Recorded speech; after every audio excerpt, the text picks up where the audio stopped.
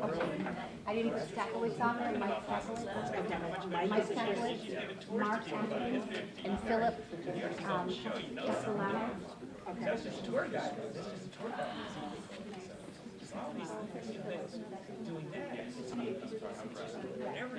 Brett Castellano. I knew I was calling you Philip, and that wasn't it. We are live.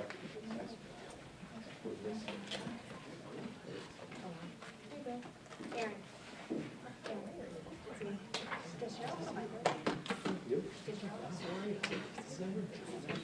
That's one of the reasons I saw you. I'm good. Not that day. Oh, you have.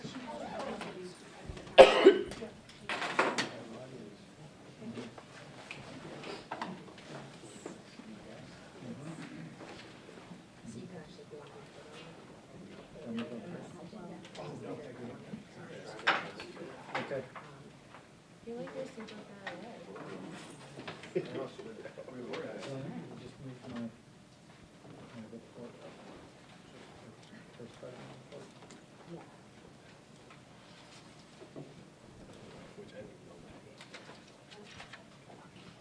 What if I do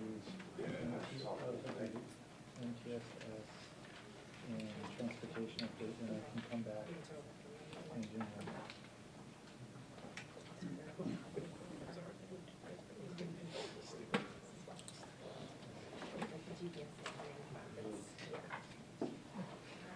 Maybe that'll.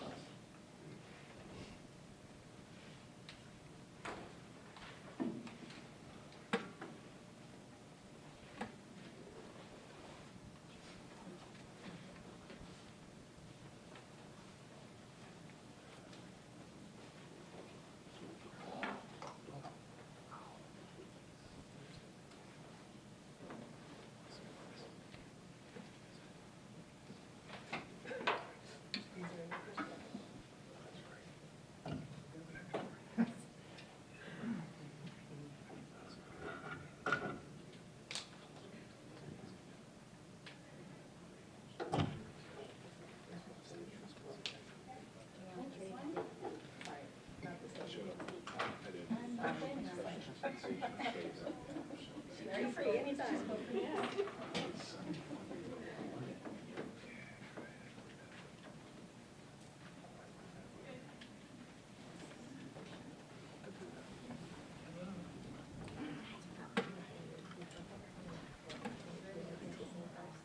How you doing? Good to see you. Good to see you too.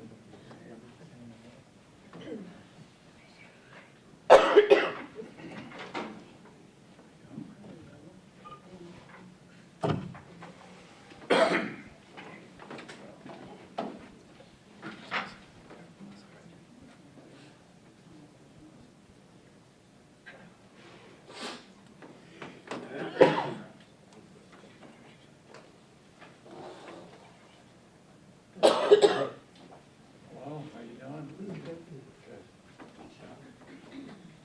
Hey, Rich. Hey, Bill.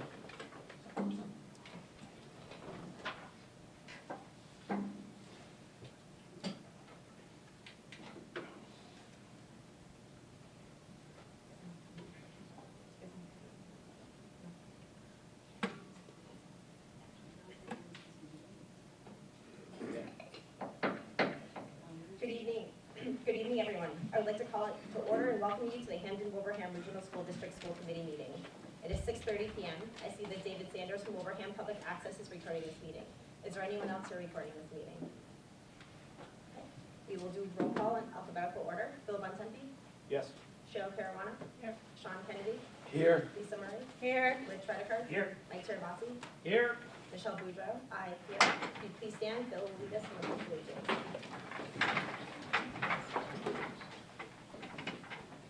I pledge allegiance to the flag of the United States of America and to the republic for which it stands, one nation, under God, indivisible, with liberty and justice for all. Thank you. So we are going to begin with our student representative update. We have Philip speaking here. Thanks for being here. Good evening, I'm Caleb Sweetman, a freshman at Minichon, and I'm here to talk about some of the activities student council and other clubs have been involved in the last month. So first, there was the Toy for Joy drive. Student council spent a week collecting items for the Toy for Joy, which was very successful. There were several dine-out fundraisers to raise money for each year's graduating classes. The K-9 Club organized a drive to collect supplies to donate to Thomas J. O'Connor Animal Adoption Center. There was a hidden ugly sweater contest where ugly sweaters were hidden around the school, and if a student found one, then they could turn it in for a prize at lunch. And student council also hosted an ugly sweater dress for a cause, where proceeds were donated to Rick's Place. Thank you. Does anyone have any questions for Caleb? How's it going? Good. Good, good. What are you doing? Anything other than the student council stuff? Are you doing anything yourself in the schools? No? All right. Keep busy. Thank you. Thank you for being here. We will move on to new business. We will start with Wilbraham Hampden Academic Trust, also known as WET, and we have Mr. Atkin and Mr. Stackowitz here. Thank you. Perfect. Yeah, thanks for having us. So I'll turn it over to Mike if you want to introduce yourself. I'm Mike Stackowitz. I'm the current president of the Wilbraham Hampden Academic Trust. Mark Atkin, I'm the vice president of the Wilbraham Hampden Academic Trust. And thank you very much for having us here. Really excited to talk about the work that we do for the kids in the community and the school system. Just a little bit of history for those that don't know. We were actually started in 2003, not by me. By a different group, and they basically would do some spelling bees in the community, some things like that, try to raise a few $1,000s, and then use those to provide grants. Unfortunately, after a few years, that fell apart, and then myself and 5 others in 2015 decided to try and revive the WHAT, which has been really exciting for us. So we've done a lot since then. We started with no board members, a very small bank account, and little direction on how to interact with the school board and the schools as well. So what are we? No pun intended, right? No pun intended. We're a nonprofit organization, and I'll read this to you all, composed of caring and concerned parents and friends of the district. This collaboration between Wilbraham and Hamden community members has invested in our schools and teachers since 2003, funding over $200,000 in grants directly to teachers benefiting from programming for our children, and I'll touch on that in 1 second. I like to say we try to provide experiences beyond expectations. So a little bit about our mission. We provide community funds in grants to local educators in order to support creative and exciting academic experiences for our students, opportunities that go beyond what would be traditionally supported in the school budget, or outside the PTO. So a little bit about our grants, and I know it's really small to read back there, but I'll just touch on some of the grants that we've done recently here in the high schools. I will say that these are between 2022 and 2023. And these grants here, there's several more. I just put a few of the top here. Just in the last year and a half, we have supported over $60,000 in grants. So at Minitrog, we've done the studio equipment to run a fully appointed film and broadcasting video room, music education classes and musical performances for World Language Week, which is super important. In chemistry, we provided a goggle sanitizer and cabinets for new goggles. We've also done standing desks for math class. I like to say that some people think better on their feet. We've also done a new classroom phonics-based library for beginner readers. And then most recently, we provided a new saw to Mr. Petzold, a much safer saw and newer technology for the kids in the classroom. At Stony Hill, we've done the playground upgrades, which include the teeter-totter, the Gaga ball pit, the funnel ball, and the peace path. At Green Meadows, we provided a new 3D printer and filaments. Really cool to see what the kids have done with the 3D printer. We actually had a gala where they brought the 3D printer and did some really cool keychains that we passed out, which were great. So really cool to see what the kids are doing. And then at the middle school, we did new follow spotlights for the theater group, as well as funding for the school store. And then the big one for Sewell Road this year is we've pumped a lot of money into the library project, which has been really rewarding to see some of the changes at the library. So basically how we do this, we have 1 or 2 small events throughout the course of the year. We work with a lot of the local companies to try to help support those events. Perfect example, we worked with Fieldcrest. I don't know if you all know Fieldcrest, but a local brewery in town. They actually brewed a beer called Say What, which was really cool. And then they donated all of the proceeds to our organization, which was really nice for us to be able to give that back to the kids in the community. And then we do one large event every year. It's our gala. We've done it the last couple of years up at Great Horse, and we most recently did it in Hamden at the Greenhouse. So that's really our big gala. We get a great support from the community. One of the things that we wish is we had a little more support, because we get the same 75 or 100 people there, which is great. But we always talk about how do we expand that to make it bigger and better. Next slide, I'll just touch on, I know this was asked, well, when can you apply for grants? So we're accepting them starting February 1st through April 1st. A really easy process. Craft your proposal, be prepared to outline the benefits, obviously notify your principal, the Dr. Provost, get permission, make sure it's okay, that it falls in line and outside the school budget. Send it to us, we'll put it into a rubric and compare and make sure that it fits, and that we have the funds to do it, and then we'll award those grants. So it's very rewarding for us to be able to do this. We love doing it for the community, for the kids in school. I have 3 kids in the school system here. I know Mike has 2. I know many in this room also have kids, but we really take a lot of pride in what we're able to do for the community in the school systems. I'll take any questions if you have them. Mike, I'd be happy to answer any. I appreciate you guys stepping up and doing a great job for a great organization. Really appreciate it. Thanks, man. You've been a great supporter, so we appreciate it as well. It's really amazing what you've been able to do. So, no, really, thank you so much. These projects that you funded, it's really great. You're the icing on the cake. So, thank you so much. Yeah, thank you. That means a lot. We do have one additional comment. Sorry, I'm just speaking over. Oh. Misty Parsons, the principal of Sewell. I just want to echo what you guys said about in terms of support.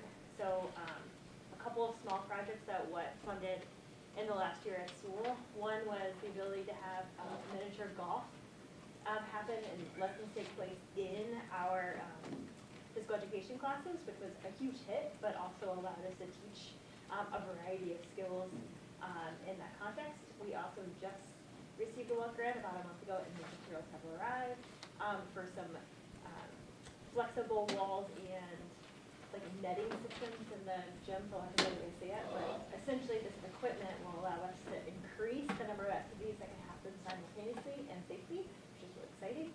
But I think I share your excitement about the library. And we're so close, the last box just got delayed again, but I'm hoping in the next 2 weeks or so we'll know it and we can send out invites for our grand opening reveal. We're just at school thrilled to have what as partners, and so I just wanted to just stamp our appreciation for it. Thank you. Thank you.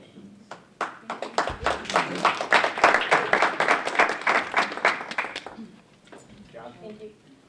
I don't know if it's too late, but I know that both Mark and Mike are happy to work behind the scenes and be sort of unsung heroes of the district.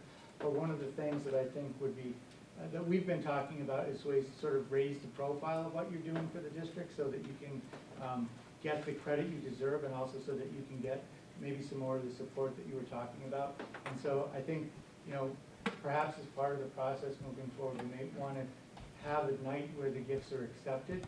I think that might also apply to some other groups that help to support the school. So just so that we can have a sort of formal way to say thank you for all you do to help the students in the district. So that may be something that we can continue to work on and bring forward to you at a later date. But at this time, I just wanted to offer my thanks as well. Thank you. Thank you.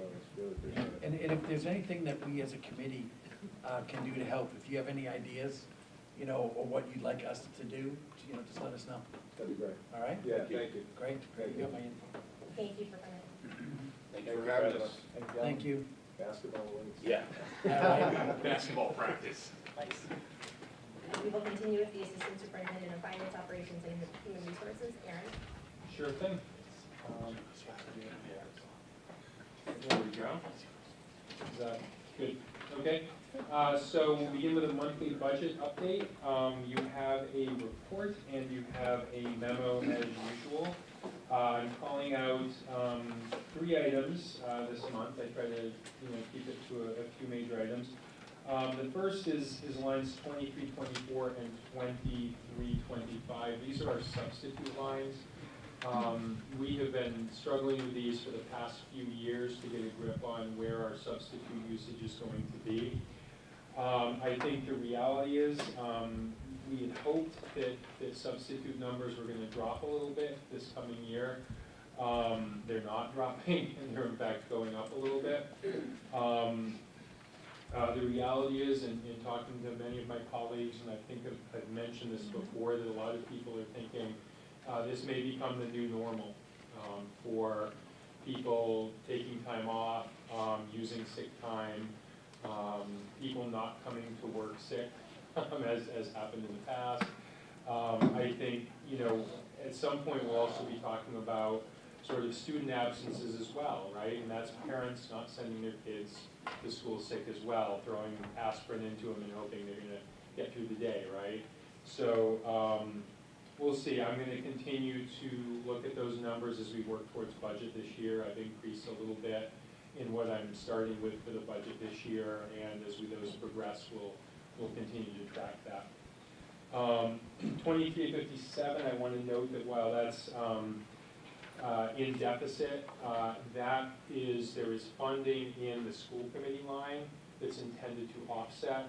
So we put 50,000 towards strategic plan initiatives. Some of this professional development consists of strategic plan initiatives. So it's just a matter of where the money's sitting. The money still exists. Line 5200, I want to just explain something quickly for clarity. I always say it takes a few months for encumbrances to shake out, right? We encumber electricity, we encumber health insurance, and this is a case where when my staff encumbered health insurance, they took the school choice offset into account, so that was reduced. So I wasn't aware of that in the moment. I've adjusted things to accommodate that, so it's a little bit more accurate reporting. So it's a little bit less than I think I was reporting available in that area. We are still, if you look below, we are still ahead of where we were trending last year at this time by a fairly considerable amount. So overall, looking at the big picture, I would say we're in pretty good shape. Any questions? Can you pass the mic over? It It doesn't work. I'm not sure this, there we go. Does this work? There we go. Forgive my voice, I'm getting over something right now, not COVID, maybe that's good. We had talked a while ago, Bill, I think you might remember, about having building subs, substitute teachers that come in every day, and each building has a certain quantity of those, figuring that might be a way to offset a lot of this. Yeah, it's a conversation that comes and goes, and to be honest, it will come up from time to time. We'll start talking about it, and then honestly, we'll get onto something else, and it kind of falls to the wayside. I think that's sort of something for all of us, but it's definitely a possibility to consider. I mean, the reality is having someone as a permanent sub does cost more than a day-to-day sub, so it would more than likely, it would give us more flexibility, but it might increase costs in the aggregate. Yeah, but also if you have a substitute teacher that's in the building, all the students know them, they know the students, so when they're taking over a class, more education would actually happen, because there's not that we don't know you getting to Agreed. the part, right? Agreed. Yep. Yeah. Completely agreed. Right, yeah. So, I think it was something that was worthy of a discussion when we had it, but then COVID hit, I believe. Yeah. So if this is something that we could have, again, yeah, it might cost a little more, but I think overall it'd be better for the students and the education in our district. I absolutely agree. It's just, again, one of those items that keeps coming up, and then we sort of lose sight of it with other things. But we can make that more of a priority in our next sort of planning. Yes. So Aaron, you mentioned that you talked to other people around the state, feeling that this is the new normal. Have any discussions been held at the legislative level with regards to funding? Because, I mean, again, you know, we deal with this all the time where, you know, the state just kind of sits by and they dole out what they want to, and they seem completely oblivious to the needs of school districts. And I think as we head down into the post-ESSER course and we look at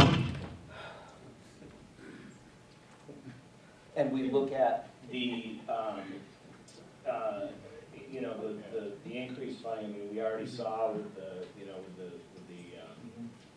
14% increase and, you know, things like that. I mean, this is, you know, this is something that the legislature needs to be made aware of. I don't know, John, if MASS has any machinations to begin lobbying at the state level for stuff like this, but again, if we're looking at a new normal, you're talking about, you know, substantial increase to the budget. You're talking $1 million. You're talking 2% of our budget is going to an increase in subs.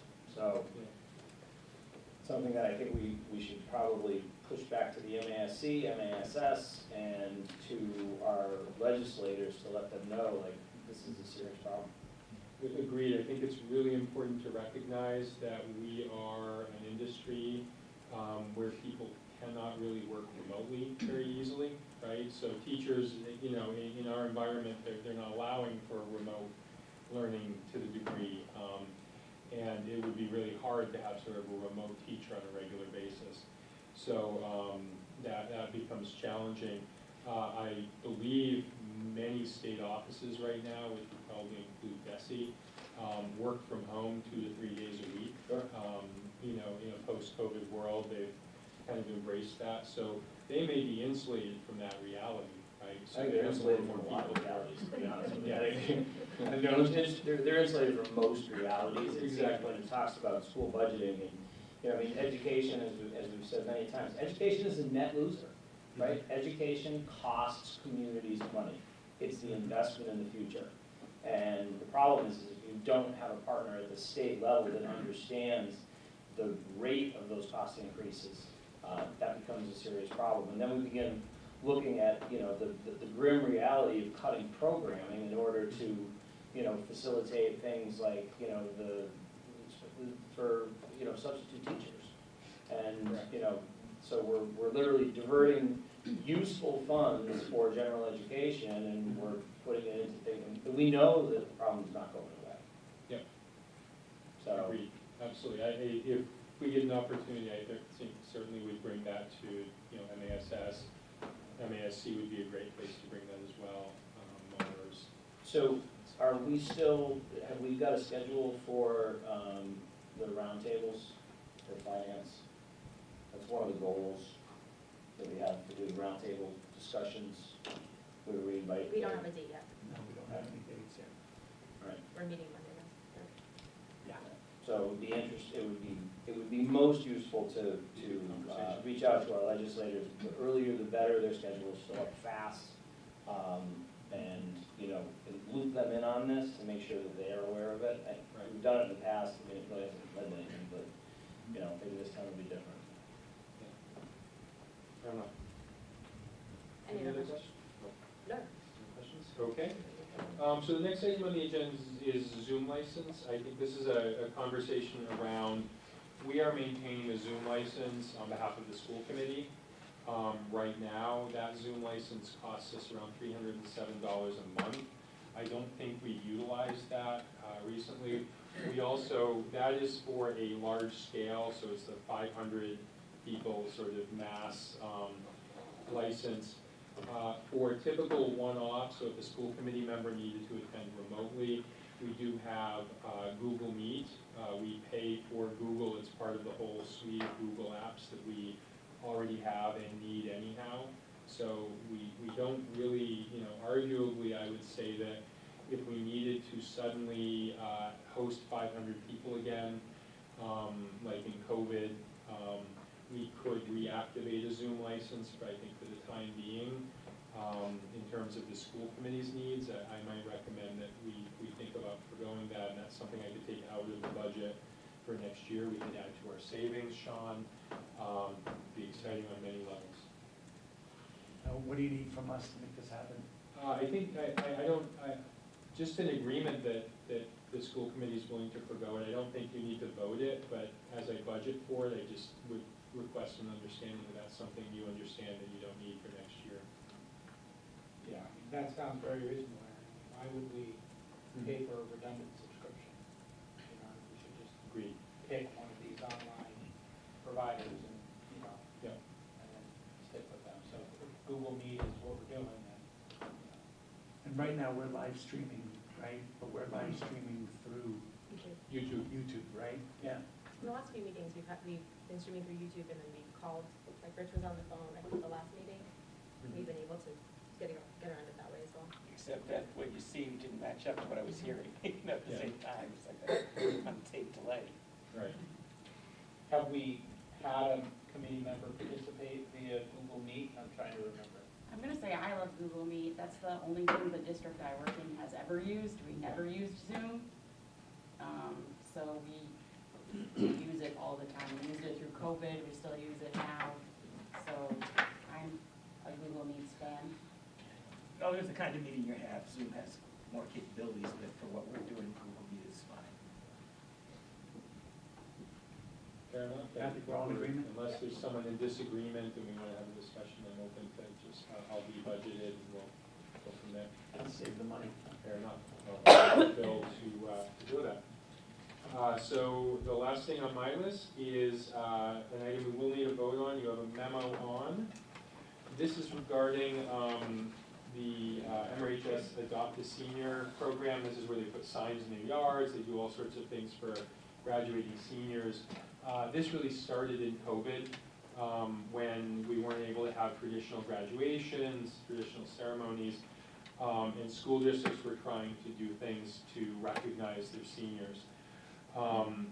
What happened, I think even prior to my coming here, was these funds were put in the relief effort fund just to have a place to put it. And that's a student activities fund to fund this. It really isn't the appropriate place for it. And so now as we're kind of doing a little bit of cleanup from post-COVID world, the correct place really it would really be best for this to be a PTO type activity, but Minichog doesn't have a PTO that's active right now. So the next best place would be to put it into the graduation revolving account. Minichog will account for this separately, so they will, maintain a spreadsheet that accounts for all the money in and money out, separate from those graduation expenses. So it will be more or less a sub-account within that account. I've always said that our greatest and most underutilized asset in our towns are our seniors, and if there's any way we can have the seniors and, I'm sorry, this is a Dr. Senior, I'm talking about seniors. Be careful of cough medicine. Yeah, and this is one of those things, I think we've learned some things from COVID, and this is a really nice activity that, with COVID being over, we would like to continue, so there's no interest in sort of ending the program. It's pretty self-sustaining. It's not utilizing district funds. It's all donations. That being said, we should get our seniors, citizens involved. Yes. Just a clerical question, Aaron. You talk about how the money will be accounted separately. Is there any reason that we wouldn't create a new account that would be just for this, and wouldn't that make it easier to keep track of things? We're very limited in the sort of revolving accounts we can open. We can't just open, as school districts have really limited purposes to revolving accounts, so we couldn't open a separate revolving account for this purpose. Yeah. I make a motion that. Cheryl has a comment. I have a question.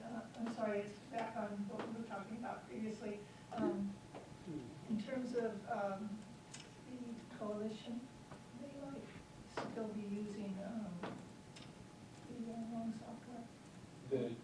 The coalition, yes. Coalition, So, Free knew what was going on. yeah, they would be paying for that themselves, so I don't know if they're they are not, now.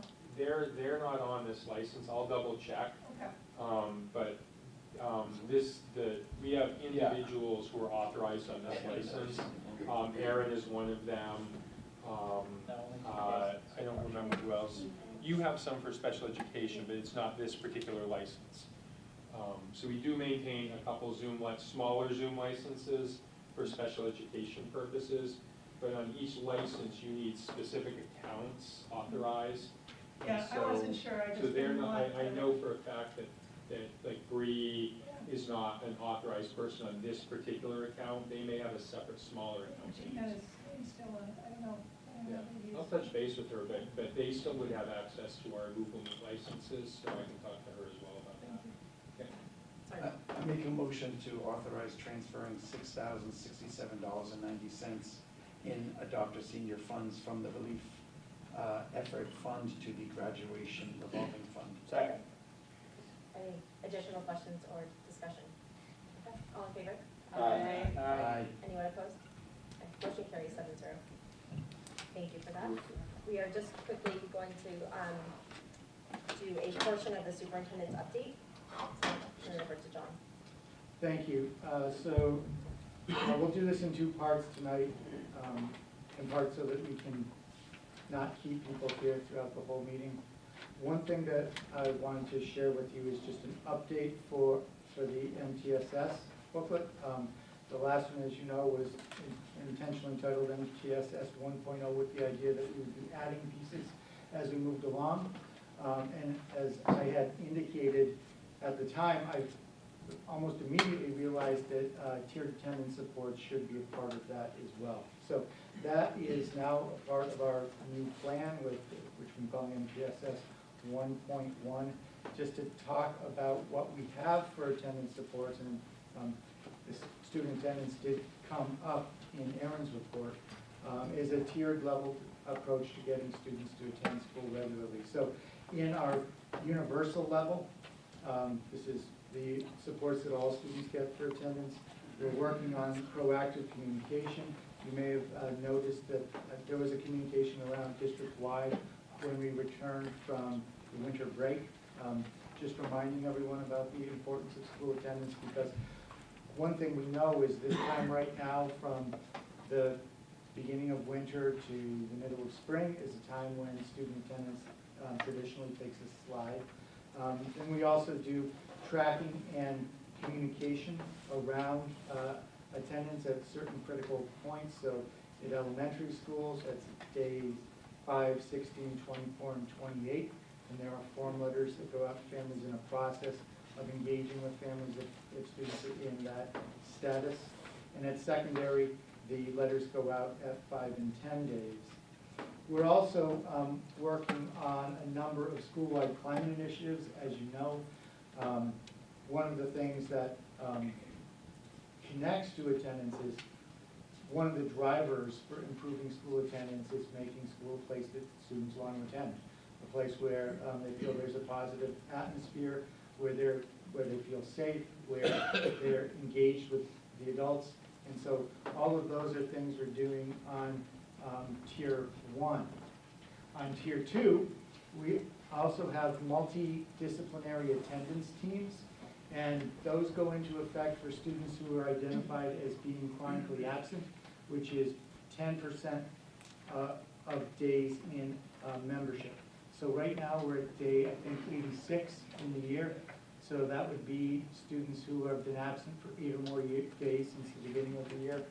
And when students reach that level, we have a group of different school providers get together to talk about what's happening with the student, to see if there are any issues that they need help with in order to attend school more regularly. So there may be issues that a family's facing around transportation or around health-related issues.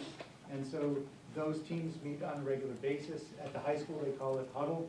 The team meets, I believe, twice a week. At other schools, they meet on a different schedule. But every Monday, all the principals get a report of students who have reached the 10% barrier to trigger that process. So that is a more intensive look at students who may need attendance support. Also on Tier 2, we are looking to individualize goals and supports for students who have IEPs who are at the 10% range. And so that report of students who are 10% or more also goes to team leaders. And so at that point, we ask IEP teams to think about, should this student have an attendance goal in addition to any academic or behavior goals they have, and really recommend that the team have a meeting where they discuss attendance and whether attendance is contributing to the student's lack of success. And then finally, we have a third level of attendance support. This is for students who are absent 20 or more percent, which is characterized as severe chronic absenteeism. And this is a group that's led by our nurse care coordinator and outreach social worker. This is where we begin to look at whether we need to help connect families to other supports within the community, look to see if potentially there's homelessness involved that we may not know about, whether there are severe family stressors that we may not know about that are preventing students from attending school, or whether there are any unique physical or mental health needs that the family may need help with, obtaining prescriptions, obtaining doctor's care. So at that level, we go to that. So that is the tiered level of attendance support we provide, and that is the new addition to our catalog of aligned supports. We will have another update coming out soon. We're working on putting our curriculum accommodation plan as a part of this as well. So more to come. That'll either be MTSS 1.2 if it comes out this year, or possibly 2.0 if we get to that next year. The other thing that I wanted to talk about. Question? Sure. Are these, you talk absences, are they excused, unexcused, you don't care? Or they're the same? Don't actually care. Obviously, if they're unexcused, there's another level of concern, but the impact on the student's learning is the same whether it's excused or not excused. And sometimes a bigger problem than absenteeism has been tardies. Where does that fit? So tardies become extremely important in the high school because period attendance is taken there, which means that not just for the absent or present for the day, but absent or present for the period. And there is a potential loss of credit if students are absent for a certain number of classes. So if you're tardy habitually and it's always that same class, you can be in credit trouble with that class. So that is part of what the huddle group does. So if they're looking at a kid who maybe overall attendance is okay, but due to tardies is potentially at risk for loss of credit in the class, we'll work on seeing what we need to do to get the student in school on time. Thank you. You're welcome. Okay, the other thing I wanted to talk about at this part of my report is the fire that took place last Friday on the bus. So as you know, a bus carrying our students caught fire last Friday afternoon on the return trip. The bus was evacuated and firefighters from Hamden put out the fire. Since that time, I've been in contact with the police and fire chiefs of Hamden, as well as administrative staff from the collaborative in the district.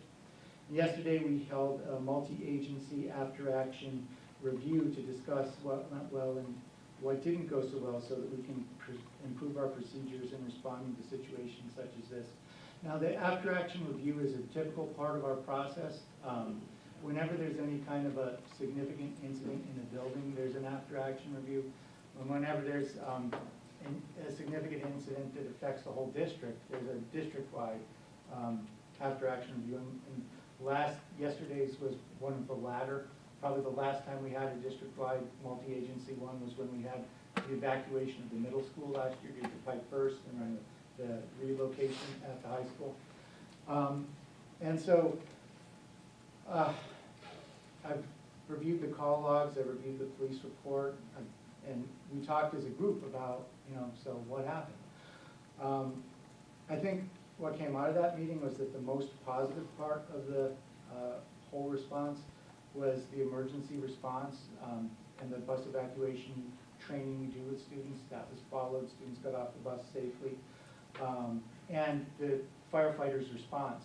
They got there, I believe, in 4 minutes and suppressed the fire, so those were good pieces.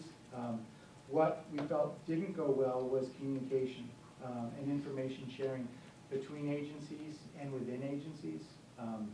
So there was gaps of information that I think would have allowed the district to communicate in a better way. And so we talked about how if this should ever happen again, we want to be more tightly synced up with each other so we're getting more complete information out and more timely information out.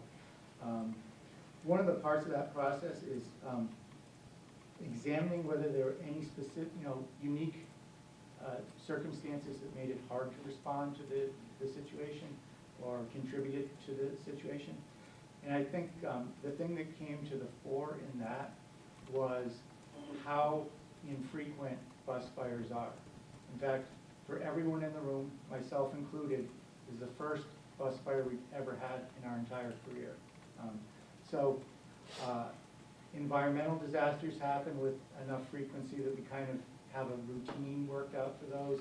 Medical emergencies happen all the time, sadly. Bus accidents and student car accidents happen often enough that we kind of know, okay, so after the event, who needs to talk to who needs to do what, and that's kind of all worked out. In this case, we didn't have that experience, and I think that showed in the way we worked together and in the way we were able to get our communications out. And so I think we felt good about the response and the fact that we were able to keep everyone safe, and then felt like the after part of that was not done well. And so I'm sorry about that. I apologize to the community for that, but we're working together as a district, fire department, police department, and transportation company in order to try to make sure that if that happens in the future, there'll be a different kind of response. We've identified some places where the breakdown occurred and some response, some plans to prevent that from happening in the future. And so that is sort of what came from that. Also, as a part of that, I also wanted to just follow up on the ongoing concerns with the transportation company and any progress being made. So I asked about the online or onboard turn-by-turn system that was slated to be in operation by the end of January. That's still slated to be in operation by the end of January. I think that type of technology, like presuming that it is useful, would also have been helpful in this kind of a event, because it would help with accountability for the students. And the app is scheduled to be deployed next month. Right now, it's not a delay on behalf of the company, but the app provider that will allow families to follow where the bus is, kind of like your Uber or your Lyft, to be, not favoring one company over another.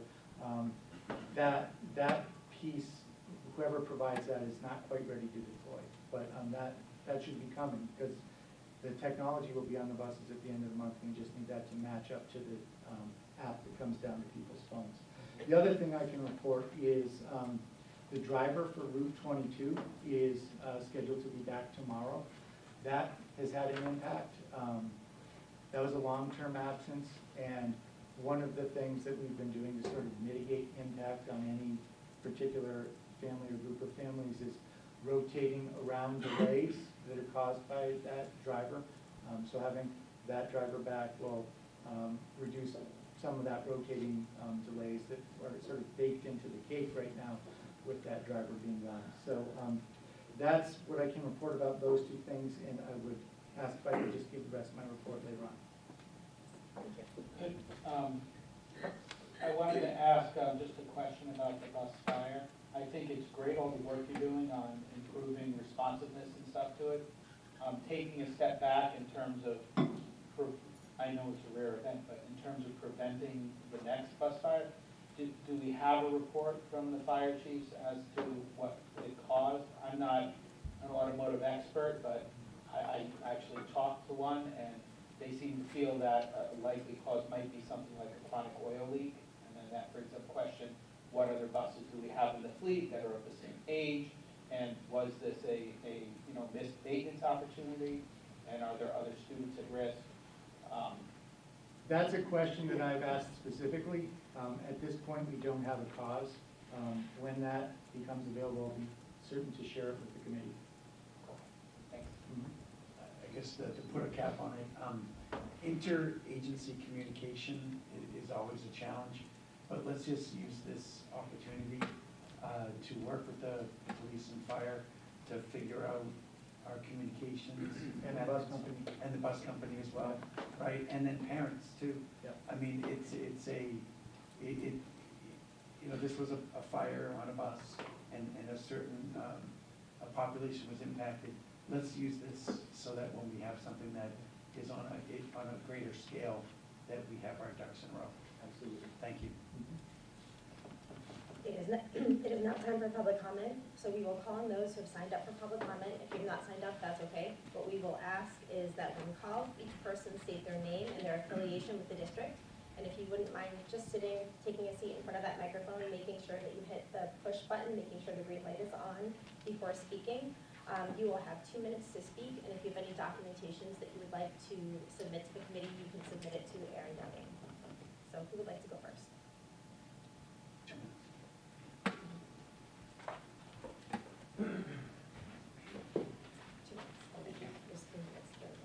Thank you. Okay. My name is Brett Castellano. I am a Hamden resident. I have 3 students in HWRSD. Lived in town for about 15 years or so. So for me, the reason why I want to speak, and I know there are other people here to speak that would probably take this, that's been a little bit more personal with this experience because their children were actually on the bus. We were fortunate enough that we picked up my daughter that day. And you may have answered one of my questions before because I was wondering how you know who's on the bus other than just where it's at in the route, because you don't actually know who's on the bus. If somebody is going to somebody else's house, etc. So that control may help. But one of the things you spoke about was interagency communication, and I think you just kind of hit it on the head, John. Parents are an interagency. And this is one of the first times that I've ever truly been disappointed in the school district, because whether or not we want to face it, the people that are at the top of the HWRSD are the face of this district. And the only communication we got was that it was a mechanical error on the bus or a mechanical issue on the bus. There was no follow-up to it. There was nothing to tell us that it was a fire. And I'm sure you've heard of it by now, but just to give you an idea of what it was like in our town on Friday afternoon, those were frantic phone calls. Those were kids crying. We're not knowing where people are, who's safe. Many of us have children that get off the bus on their own. Many of us have children that go to somebody else's house. None of us knew what was going on. And on top of it, we were not informed with any update afterwards. I just think it would have gone a long way for the district. It would have gone a long way in my eyes, and I think in many other parents' eyes, if there was that follow-up communication to tell us how serious it was, but also to tell us that we were okay. I'm lucky enough to know a firefighter that I called personally, and he told me that everybody was okay, and I trust him, and I know what happened. But it's just, like I said, I know other people speak to other points of this, but I think the communication to parents was just a complete letdown. So, thank you. Thank you. Thanks, Brett.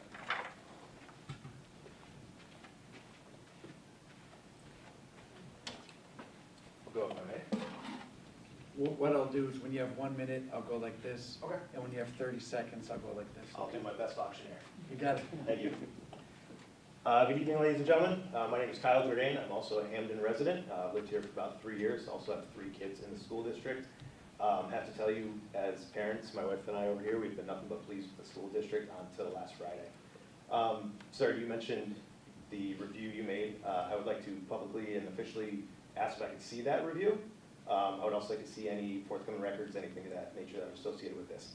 The other thing you mentioned was the response. The response. You said the word response a lot. My 12-year-old daughter was on the bus. She lost all of the belongings that she had with her on the bus at the time.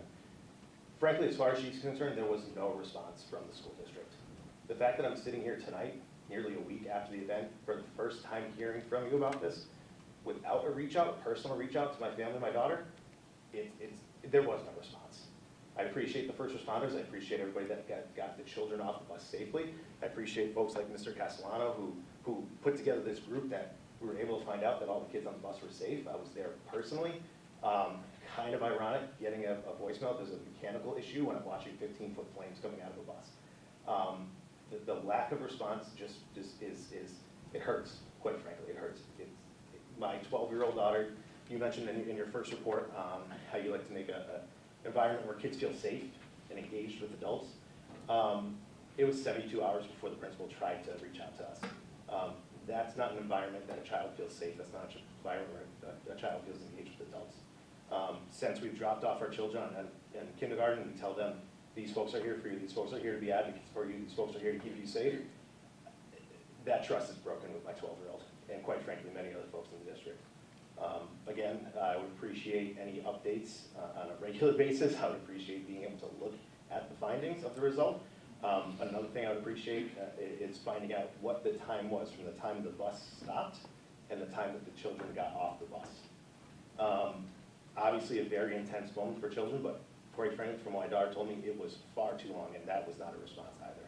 I thank you all again for your time. I thank you for everything you do for the district, and I look forward to hearing more from you. Thank you. Thank you. Who's next?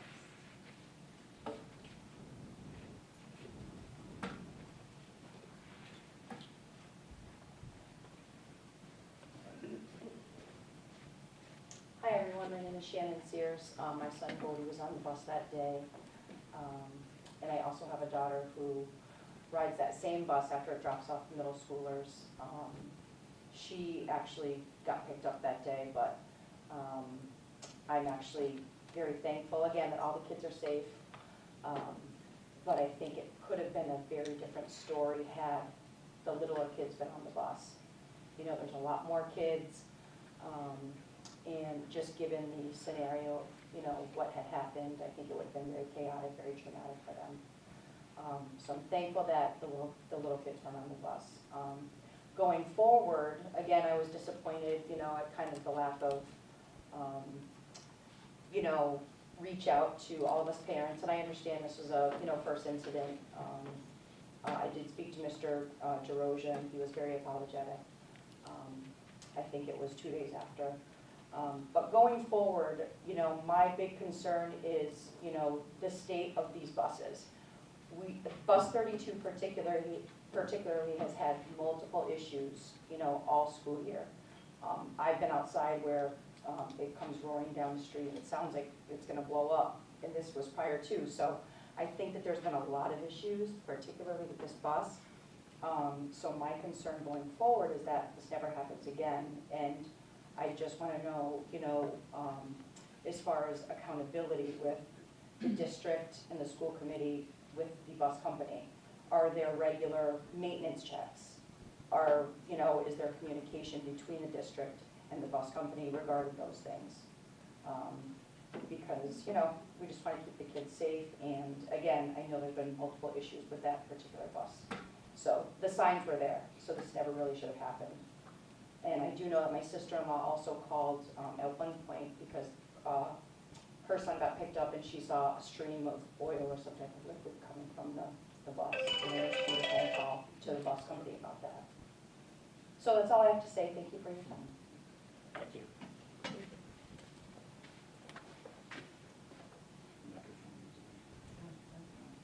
Is there anyone else who would like to make a public comment? It won't be a loud alarm afterwards. I just put it down and the microphone was on. I apologize for that. That's okay.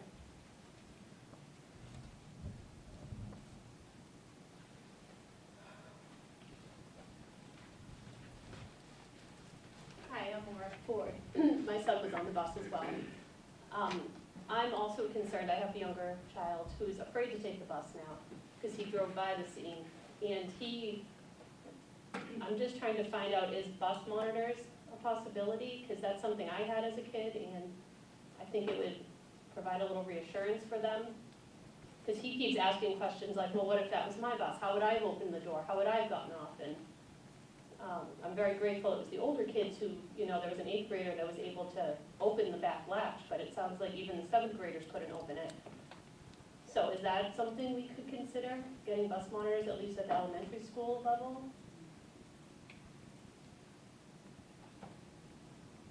Oh, we won't respond to you. Okay. We're just listening. That's it. That's all I have to say.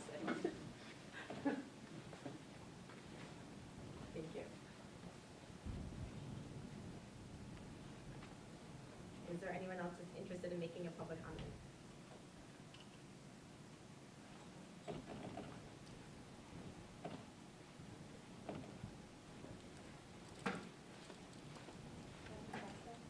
Nope.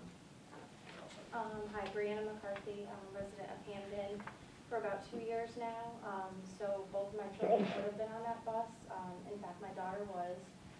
She's in 7th grade. Luckily, she had just gotten off before the explosion, if you will, happened. So she was the stop before that. She's pretty traumatized. Her cousin was on the bus as well as her friend. So she's pretty shooken up by it. My younger son is in 2nd grade. He would have been on that bus leaving Green Meadows after that route. He's a bit traumatized as well, just from hearing about everything. And I just share the same concerns as the fellow parents here, mainly with regard to the fact that if it were the younger children, I think the scenario could have been different. You know, I don't know that many of them would have been able to open the door. So I really just share the same concerns and wanted to make sure I stated that. I agree with Maura, you know, regarding the bus monitor. I know I had one as a kid as well. I think that would definitely help. I'm also curious, you know, how often these drills are practiced with these kids, especially the younger ones. You know, even my my daughter in 7th grade. You know, I'm not even sure the last time she had a drill. You know, she couldn't, when I asked her about it, she couldn't, off the top of her head, confidently say that she would be able to open the door. So it's very concerning. I also think the magnitude of the situation was very diminished. I agree with everyone else in terms of the communication was awful. The robocall saying it was mechanical, followed by a generic email, I think didn't do it. And I think personal outreach to each affected family member would have been, you know, the best course of action. So very disappointing, and just thankful everyone's safe. Could have been a lot worse. Thank you. Thanks. Thank you. Is there anyone else who would like to make a public comment?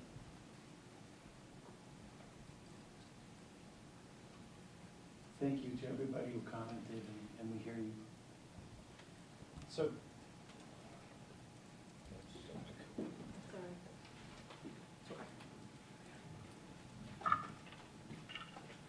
so Michelle, moving forward, I don't think this ends here, but I don't think it should end here. I think that this should be an agenda item on the next meeting. I think we should have any available documentation with regards to the after-action meeting available. I think that it would be appropriate to have a representative from LPVEC, particularly somebody in the maintenance field. You know, I'm not going to sit here and pile on. I will say, I found out about it from my wife, who was looking on Facebook. So I had no idea that any of that even transpired.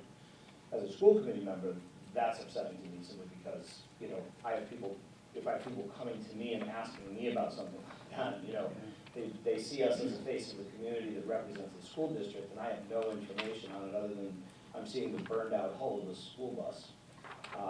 And I understand that it's an exceedingly rare event.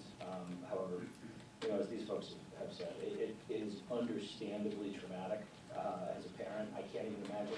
We've talked many times in this district about communication with families, and I've said this at meetings time and again, we look at the possibility of an active shooter situation.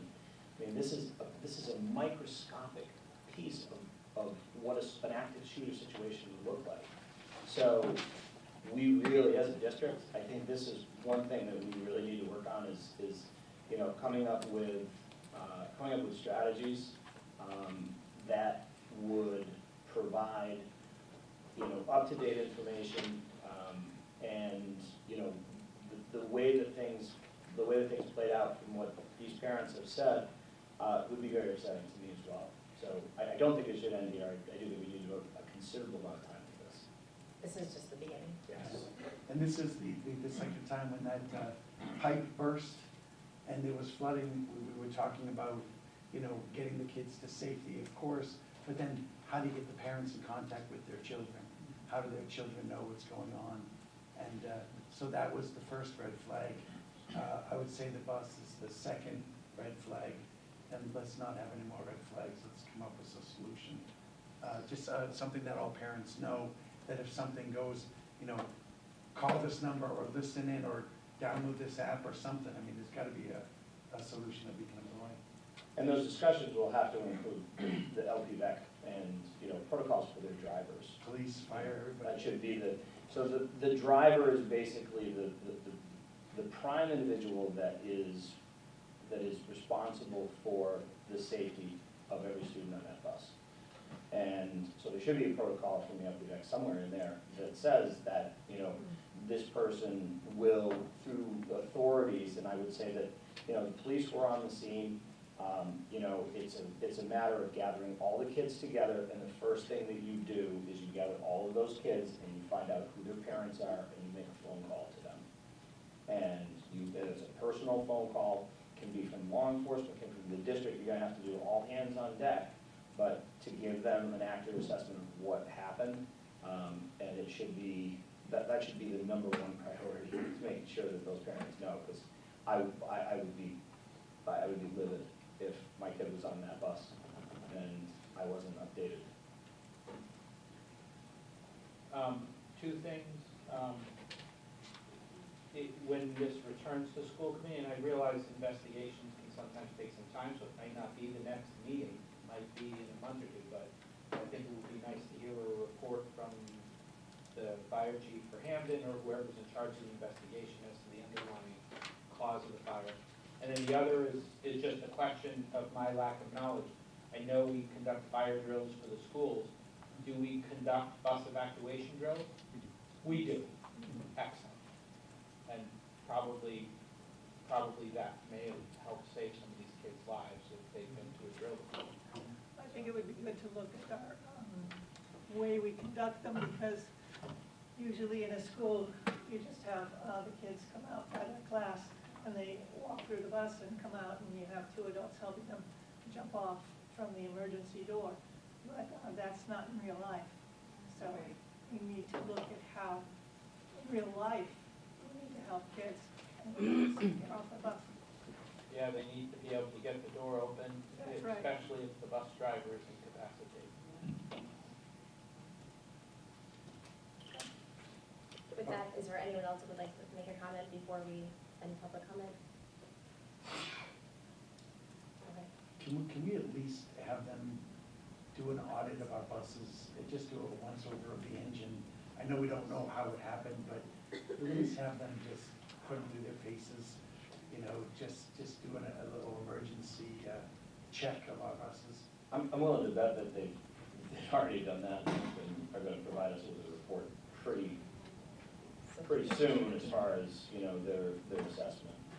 I would say it would behoove them to be as much on top of this as they possibly could.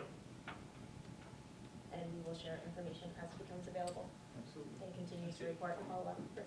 Yeah, we do have the ability with the mobile app to communicate real time by simultaneously voice, email, and text to parents about anything, right from your pocket. So it's just a matter of using it. You can even have who's on what bus to communicate everybody if you don't know who's on a bus. So we do have that ability to keep that communication going real time. Just gotta use it. Okay, thank you everyone for being here tonight.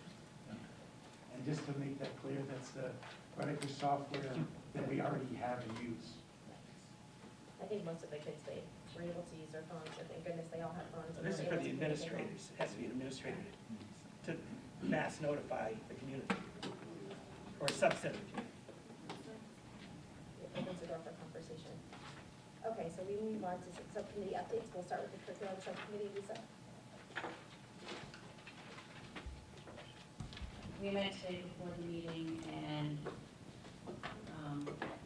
got a preview of the changes to the program of studies for Minishop, which will eventually come to the full committee when it's ready.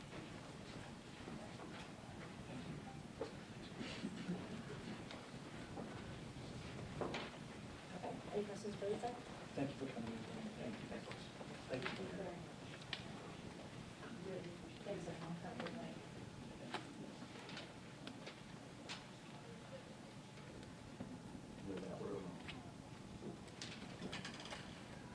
Any questions for Lisa? Okay, so we'll move on to planning subcommittee, or planning committee meeting. So we have not met.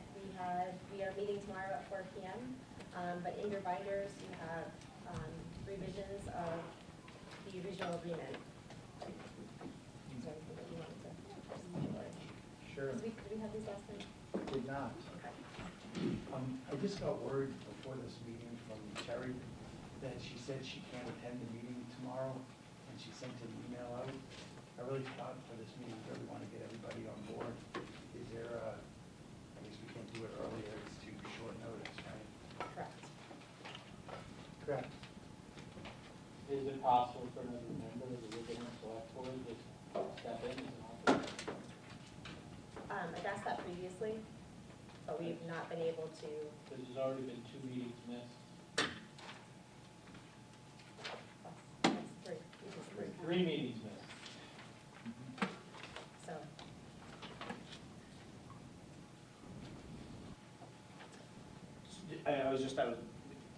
The discussion regarding the revisions. Yes. I was thinking just as a point where it might be easier to just kind of go through the other subcommittee reviews, just so we can get that information out of the way, just kind of knock out everything that we can on the agenda, and then we can, you know, kind of delve into that. This is a long discussion. So I'd like to, I'd like to make sure that we use our time wisely to get done the stuff that we need to get done. okay, if everyone's agreeing with that, we can move on to finance and operations subcommittee. We have a meeting on Monday At at the district office at 6, 6. right, at 6 o'clock because of the. Okay. And then just pop in, I'm sorry, I was trying to find my little notes. Oh, sure. We're just finishing finance, so any questions for Sean? Okay, so I'll be back collaborative representative. Yes, we have a meeting scheduled for the 14th. Okay. February, and it's an update on the progress of the transportation site renovations as they relate to electric buses. Secondly, we will accept a bid on the infrastructure work for East Long Meadow and Wilbraham facilities regarding leasing buses. Okay. Any questions for Cheryl? Okay, we'll do the LPBAC collaborative representative, Lisa. No update on that meeting. Okay. Negotiation subcommittee, there's nothing to report. Move on to policy subcommittee, Mike. Yes, we met, and first I have up for second reading, 2A policies and a series of Bs. AC, non-discrimination. ACR, non-discrimination policy including harassment and retaliation. BA, school committee operational goals. BB, AA, school committee member authority. BBBC, school committee member resignation. BBBE, unexpected term fulfillment. Unexpired. BDFA, school councils. We have first reading for the following B policies. BG, school committee policy development. BGC, policy revision and review. BAG, use of electronic messaging by school committee members. BA, school committee conferences, conventions, and workshops. BJ, school committee legislative program. We have the first reading for the following section C policies. CA, administration goals. CB, school superintendent. CBD, superintendent's contract. CBI, evaluation of the superintendent. CCB, staff relations. CE, administrative councils, cabinets, and committees. CH, policy implementation. CHCA, approval of handbooks and directives. CM, school district annual report. Our next meeting is going to be on January 25th. I believe, correct me if I'm wrong, Aaron, it's 6 p.m. 6 p.m. in the district office. in the district office.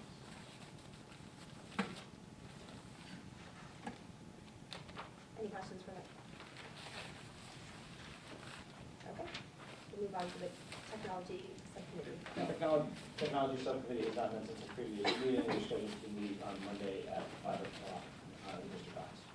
Okay, great. Consent agenda. I make a motion to accept the consent agenda. Second. Any questions or discussion?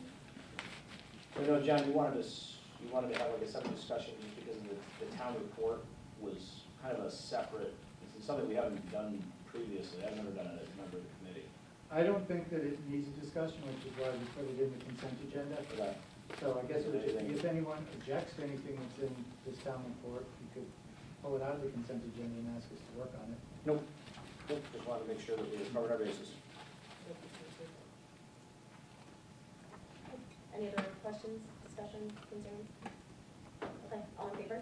Aye. Anyone opposed? The motion carries 7-0. Okay, and so we'll move back to you with the superintendent part 2 report. Do you want to do the other discussion first, the document with things? I guess not. No. I'm just, whatever you can get done before, I think we should probably, this discussion I think is going to range past the witching hour of the meeting. So if there's any other stuff you want to talk about before we get into the strategic plan? Well, I was going to go over the enrollment because it's the first meeting in the month, so let me do that. And then, Sorry. I guess I'll just say, what's that? Sorry, I didn't mean to put you on the No, spot. that's okay. I guess I'll just say there is a special surprise, which I'll hold till the end. Attendance for this month is 2,860. That's an increase of 3 from last month. No real pattern to the movement. Up 3. Okay, any enrollment questions?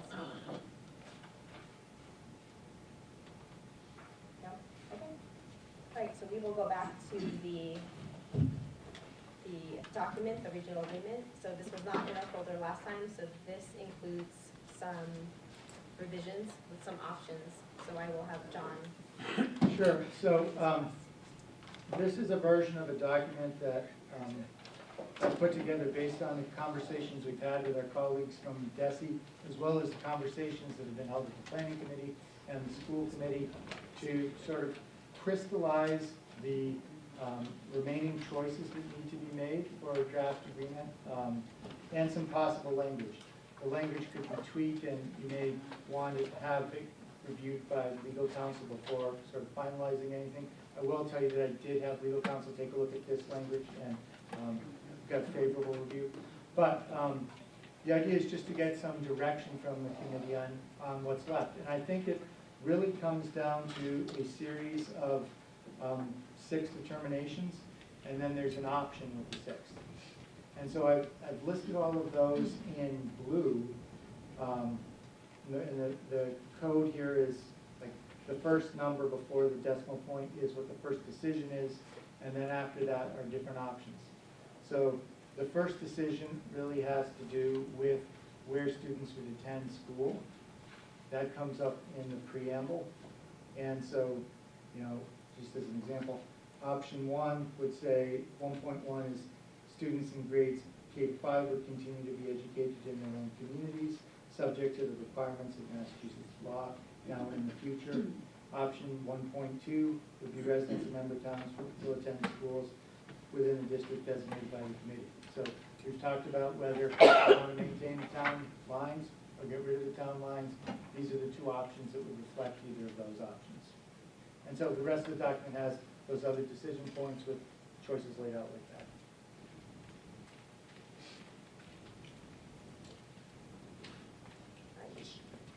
So, you had listed this in your memo that you sent out.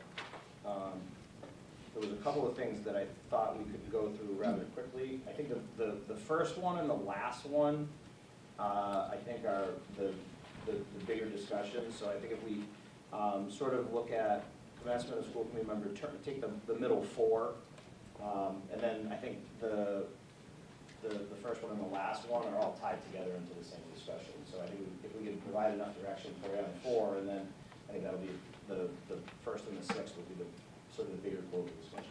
I do want to preface this conversation with that the planning committee has not met to have the same discussion. So I know just so everybody is aware, we will be meeting tomorrow at 4 o'clock, but we haven't had the discussion as to any additional feedback or any thoughts on any of these options. Understood. Thank you. I also wanted to say, John, when I read through this, I thought you did a great job. I liked how you did the multiple choices. And I mean, you did kind of what I asked for at the last meeting. I'm like, we need a list of questions that need to be answered. And I know these documents are big a lot. I thought you did a great job, and I think that this is a great document to go to the planning committee when eventually, hopefully, they will meet again. We're so close. So, and I'd love to hear their recommendations on that. What may be nice to also have, like, in preparation for when we have our discussion on this, like, the surveys went out, and I think some of these questions, there might be responses from the surveys that went out that answer some of them. It might be nice to see that as kind of a separate report next to what the planning committee recommendations are, so that when we have our big discussion and we're going to be voting on the final decisions, we say, okay, this is what the committee survey showed, even your little anecdote, but when I met at Rice's, nobody liked this, whatsoever, and then the recommendations for the planning committee, so that, because a lot of work has been done, and I just want to make sure that, none of the work that's been done gets ignored, and So I think if we start off with the commencement of school committee member terms, I think that'd probably be the quickest one to start. Up until 2015, the school committee member term started immediately after the election. In 2015, the school committee actually they put an article on the warrant for that year and it was changed to reflect that a school committee member's term would begin on July 1st following the election. The rationale behind that was basically because you were bringing sometimes 2 or 3 new members into a committee, and one of the 3 pillars of responsibility of the school committee is to evaluate the superintendent. And so you all of a sudden have, 3/7 of your body having no basis to provide any type of meaningful assessment of the superintendent. So, and I think that's one part of it. The other part of it was the discussion with regards to business that was sort of ongoing within the district with involving school committee members, and all of a sudden, there was really not a plan to, for any type of continuance. So then everything had to kind of be stopped and then rearranged and brought back into motion again. So although it's different than in most committees, I do think that there is value in keeping the members starting at July 1, because there's just too much stuff that's up in the air, and that's a long time. I mean, those votes are held middle of May. That's 6 weeks. So there's a lot of time.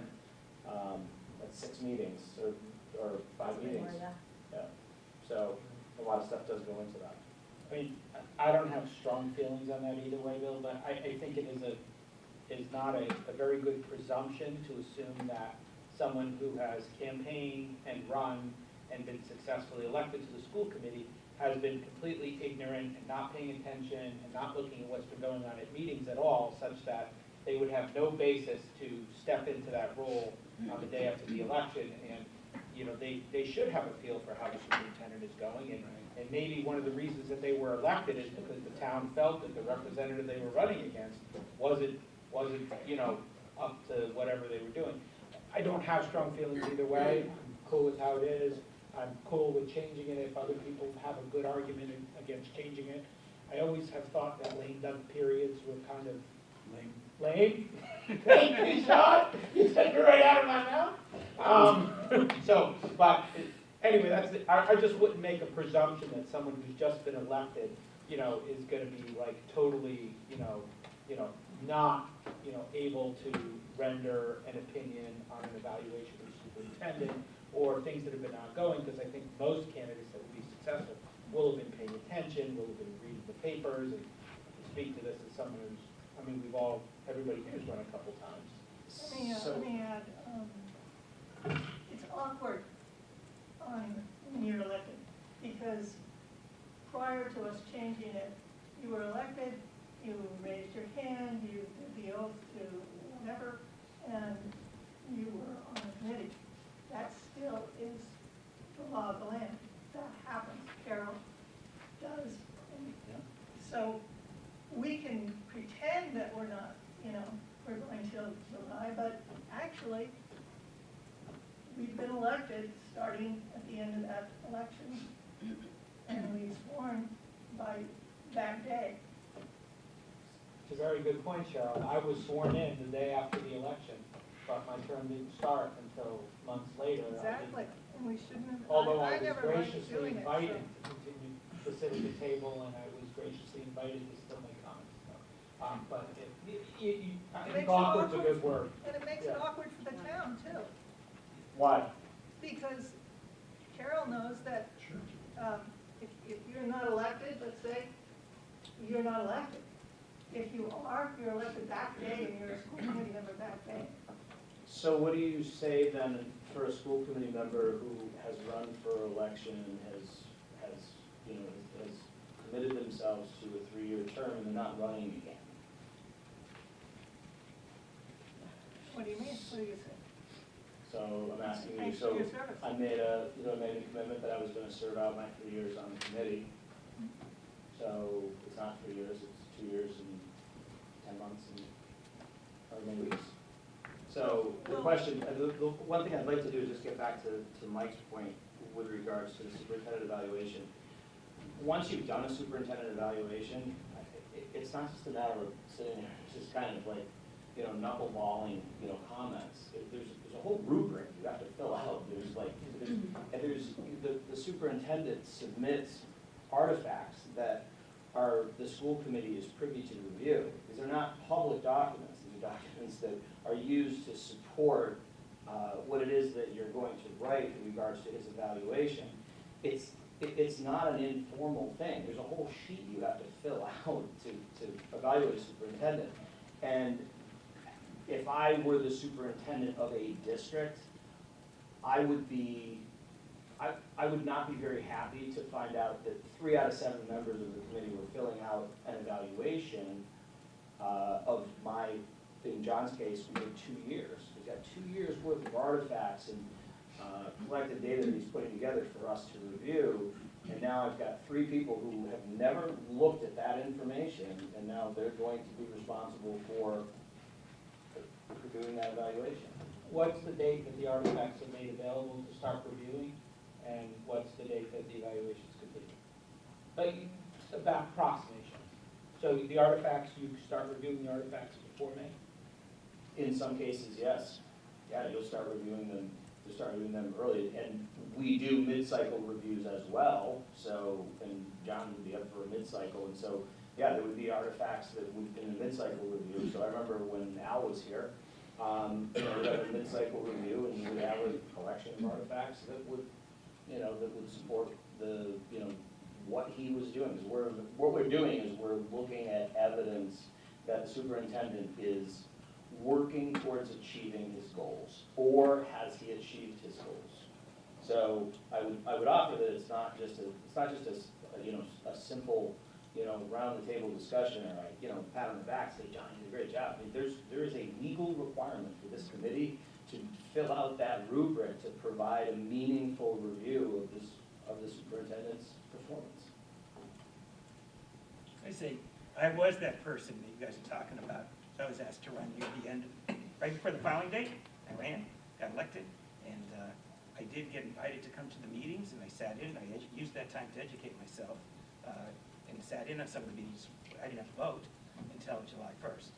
So that helped. I don't have a strong opinion either way, but it was a way for somebody that was not quite up to date to kind of blend in. Also, the Massachusetts House and Senate and U.S. Senate and presidency certainly is a long time from November to January 20th, so they work that way too. So again, I don't have a stake in the game, whatever you think. I was just the guy at the other end of in that newly elected this past spring and waited a couple of months or whatever. So I was elected in 2015 when the law changed. That was the first one that I had to wait, and that was it was a rough month and a half. You know, I was attending the meetings, but you know, not able to participate. You know, you were second year. I did it my first year. Oh, really? I didn't start until July 1st. Oh, okay, I'm sorry. I thought it was the first. So I stand corrected. The select board in Hamden and in Wilbraham, do they wait for July 1st or do they start right away? They start right away. They So the start next right day away, you're- right? Planning committee, the assessors in the towns, they all start right away, correct? You're elected, and That's when you're in. you're in, right? So I remember I was told of the logic, because there's so much going on with the school committee, that it's best to let the year end finish with someone who's been there the whole year. I get it, but I'm not 100% sold. I mean, we can also make it a requirement to finish the superintendent's evaluation before May, before the elections. You know, I mean, to get around that. So, is this something that we are, you know? Discussing. It's Yeah. something that would be a part of regional agreement. But as it stands, the regional agreement says it starts the 1st of July. Just the end of the fiscal year. So I personally like the beginning of the new fiscal year. I think it's clean. I think with all the events that do occur in May and June, including graduation, I think, you know, the school committee members you know, whether it's your last term, whether you run again or whatever it is, I think it's nice for them to be able to finish out with all the events and all the achievements and follow that, their term through. So I personally like that. When I joined the school committee, I filled a vacancy, so I came in, you know, in late spring, very late spring. I don't know if it was April. And I remember we were doing the superintendent evaluation, and I felt that my comments or my, you know, evaluation was less meaningful because I didn't really have the knowledge and the experience of having sat at those meetings and having all of that background information that we all know we get as school committee members, and truly seeing how the superintendent, you know, did all of the things that we're evaluating. So my experience, I remember I said, do I actually have to do this? Because I was new, you know, brand new. It was like a month, and I didn't want to because I just didn't think it was right. I think we would all agree that when you join the school committee, I mean, the first couple of months, I mean, you're just down in the fire hose. I mean, there's just stuff coming at you left and right. That orientation period, when you come to meetings and you're sort of, you're on the team, right? You're not starting, but you're on the team. I think those are very valuable meetings, and it also provides the member with an opportunity to kind of see how the meetings are run. You know, there have been times in the past where we've had people who were elected who never attended a meeting, and you know, all of a sudden they're elected. So, you know, I think that's a big piece. Your point about graduation and all the activities that occur at the end of the year, yeah, I mean that's part of it. You know, I think that it is clean. I know nobody else does it, but we have, you know, we have the authority to do what we feel is best to support the district and what is best in the interests of the educational system within the district. And I just think that I think that, you know, in these elections, it's not they occur every 3 years. You know, every year there's somebody up. So, you know, there's stuff that, you know, that can happen. Like I said, you have a big election, you have three vacancies. That's a lot. And the other thing, we do have more than the superintendent evaluation happening. I mean, if your calendar goes properly, I mean, there have been years with the superintendent evaluation, we've run behind where we're going right up until, but I mean, when you think of when we were doing the search for the superintendent, I mean, had we changed during the election, I mean, we would have 3 new members potentially while we're in the middle of trying to negotiate a new superintendent's contract or anybody else. So those sorts of things, you have to think beyond just, you know, the pure evaluation. Yeah, not to mention, I mean, if you're talking about doing the superintendent's evaluation early, well, now you're cutting them off the knees. Right. You know, okay, your superintendent evaluation's gotta be done by April, but you know what, I've got stuff in motion that, you know, would actually support me completing my goals, but that stuff's not gonna be documented until June. Do you think that maybe we could do a bit of a compromise, that we keep it as the 1st of July, but put language in that says that the, what do you call it, when you're elected in the position, but you're not in the position? Elect. President. Thank you, President-elect, right? That the school committee-elect would have a seat at the table, can participate in discussions, but just doesn't have a vote? But I think that's what we do. I think it's what we do now. But have it written down. Right now, we do that, but there's nothing that says that we have to do that. I don't believe I was invited to the table. I don't have a problem with any of this, except that I believe that we need to get it straight with the town, with Carol. She is the elected, you know, the person in charge of elections. And if we're saying that the person who just got elected isn't truly taking that position, I'm uncomfortable with that. If we you know, if the chair talked to Carol and John. So I'm gonna have John speak to that for a second. So, I was just asked to weigh in on whether the towns care, and so when I was drafting this language, I did reach out to both towns and ask about the second option, which would be noticing it on the ballot, whether it would be a problem. I did get a response from Wilbraham saying it's not a problem, you know, we can print the ballots any way we want. Still waiting for a response from Hamden, but I imagine that it would be the same. Yeah, and I thought it was awkward being sworn in right away, but you're sworn in whether it's the day or a month and a half before, you're still sworn in. I see what you're saying. So I make a motion that we keep the language the way that it is, and we continue with recognizing the newly elected school committee members starting January 1st. Wait, are you sure you don't want to make the motion that we change the language so that the ballot indicates the true start date for the elected candidate being July 1st? In other words, we keep what we're doing the same, but I think that there's a lot of policy reason that the ballot should indicate that. The reason this was flagged by Desi was that, in order to do that, we just have to put it on the ballot. That's why one of these options is changed to include that the ballot will say the term begins on July 1st. Okay. Which option is that, John? Are we talking about 2-1? Every candidate for the office of school committee will run for election to serve for a 3-year term beginning on July 1st of the year. Every candidate. So if I get a second. Wait, where's the wording about it indicating on the ballot? It's a, continue reading on that. It says ballots for school committee elections will indicate that the term of office shall begins on July 1st. Okay. So can I just say, make a motion that we accept option 2?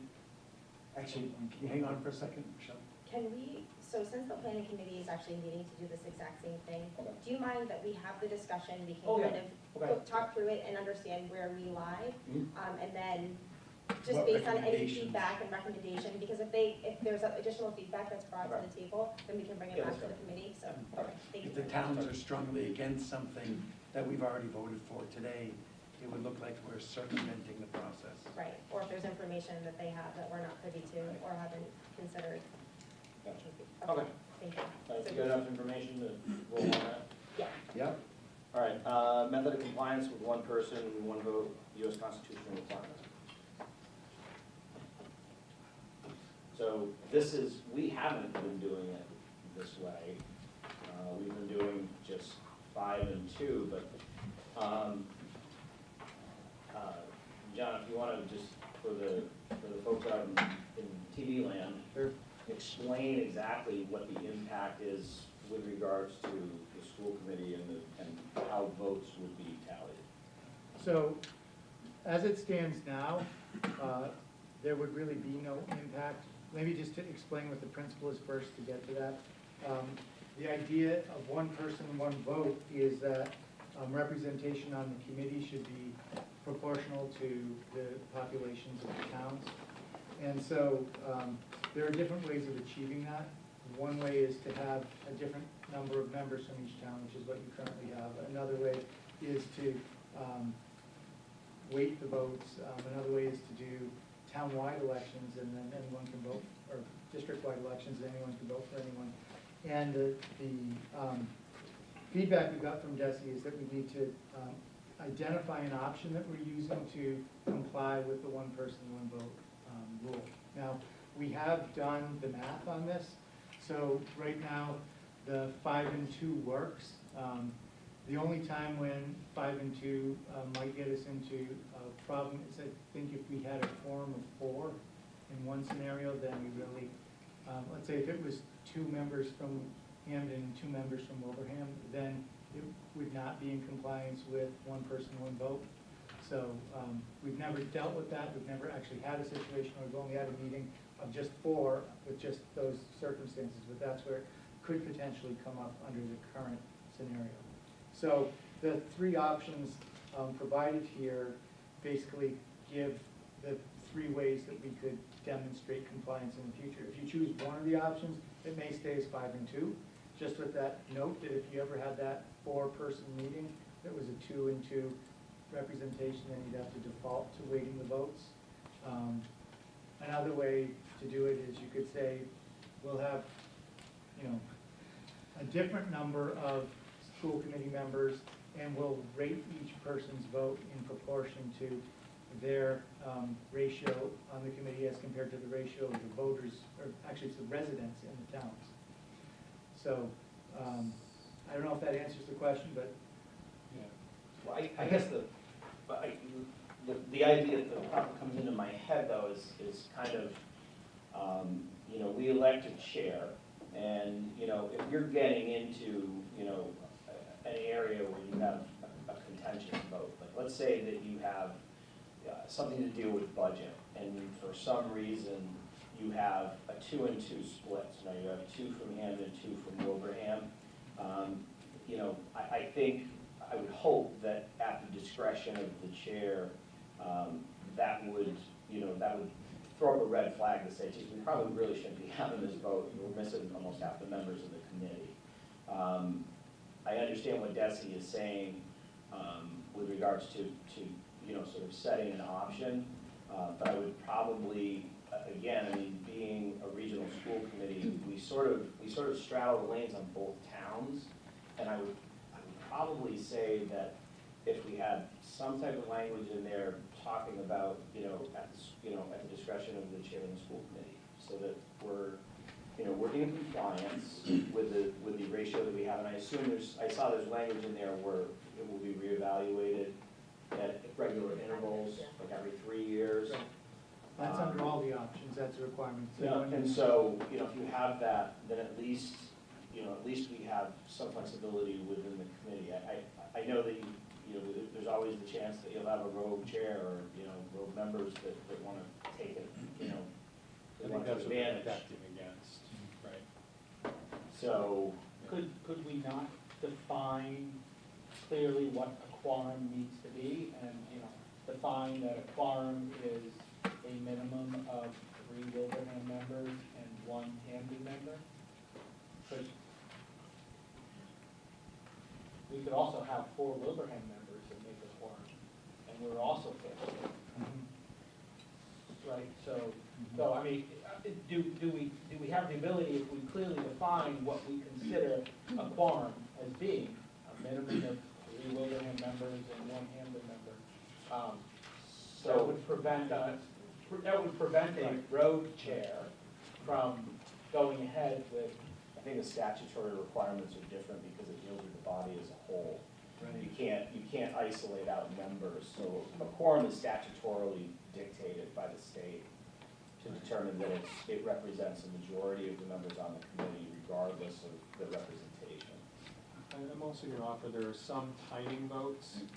So we need to have budget passed by a certain date. So there may come a situation where you have a budget vote, and you do only have 4 members, right? And you have to hold the vote. So you might be in a situation where you have to do that. The other piece that gets a little squirrely with, so my previous district, I had a school committee of 18 members, and all of the towns had different weights. So we had a spreadsheet where we calculated all of this out to get to 2/3, to get to whatever. So, you know, what we would need to do is put that together. It would be much simpler, obviously, but we would have sort of a weighted vote spreadsheet to get to 2/3 as well. And it's 2/3 of the members present. So that kind of becomes a factor when you're weighting votes between Hamden and Wilbraham. I question the interpretation by Desi, because the U.S. Senate doesn't work that way, the U.S. House of Representatives doesn't work that way, the Massachusetts House, the Massachusetts Senate, none of that works that way. So who is making this interpretation and telling us that we have to do it that way? It's just, I've never interpreted the U.S. Constitution that way. That's why I kind of looked at the Rules for you and not for us. It Just doesn't make sense. It's classic. And so, of those 3 choices, again, I think what we're doing now, just we're deal with the quorum. I'm just really impressed how everybody works together here from whatever town. Nobody here is in Wilbraham, Hamden, so I've always been very impressed with that. But going forward, I wouldn't want to ever see something like, you know, if there was a case with where do we build a school, and it was just everybody votes for everybody. You know, with Wilbraham being the majority, they could stack there'd never be somebody from Hamden on the school board, in a sense. So, you know, that certainly would be out. I don't see us with spreadsheets going 0.1 or 0.01 or whatever. So I just say the way it is now and deal with quorums as they come up. What is the, just so everybody knows, it's not the percentage of the students in the schools, it's the percentage of people, voters, right? It's the census data. Census data. Census data on the town, not voters, just people in the town. So right now, what is the percentage split for Almost Hampton? exactly 75-25, actually, just doing. It's in that ballpark. It's not by students, it's It's, by the. No, It's not by population. 25.5% Hamden and 74. I have those numbers, I don't have them with me. Yeah, so that would I be, just looked at them this yeah, afternoon. so that would be 6 members from Wilbraham and 2 members from Hampton. Right, if you wanted, but If then it's- if you're gonna if do it's that, you're gonna have 75-25. to change the numbers every time the census changes, right? And So you that's can where have- weighted votes let you keep the numbers, right? And you just weight according to population. The other thing we have is an even number of members, which can be tricky. Right. No, I'm just laying it out there. I'm not proposing anything, I'm just saying that's what that would mean. What about the funding? In other words, when Hamden pays their bill, Wilbraham pays their bill, it's by the kids in the school, isn't it? That's some So language. one is by the kids in the school, So and that's one is some- by the That's school another- committee. That's language, that's some language that comes up later on in the regional another- agreement. Yeah. That's a whole nother bag of monkeys. So you're saying, so if we keep everything the way it is, the 5 and the 2, the Wilbraham members get a 1.2 vote, and Hampton gets 1 vote? That just seems really. It's just crazy, with our numbers now, it really doesn't make a difference. And to John's point, it only matters if we have a quorum that's only 4, or probably in some other cases where we need a 2/3 vote. So When do we need So a even if they 2/3 vote? weighted your vote 1.1 or 1.2, yeah. there's not enough of us that you would overpower somebody from Hamden. Right, you still can't win with 3 of you, and, well, we don't have 4 of us anyway, but, Yeah. Right, right. It doesn't really make a difference unless things are spread out.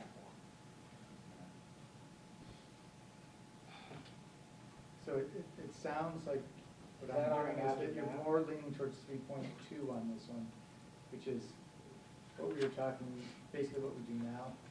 Yeah.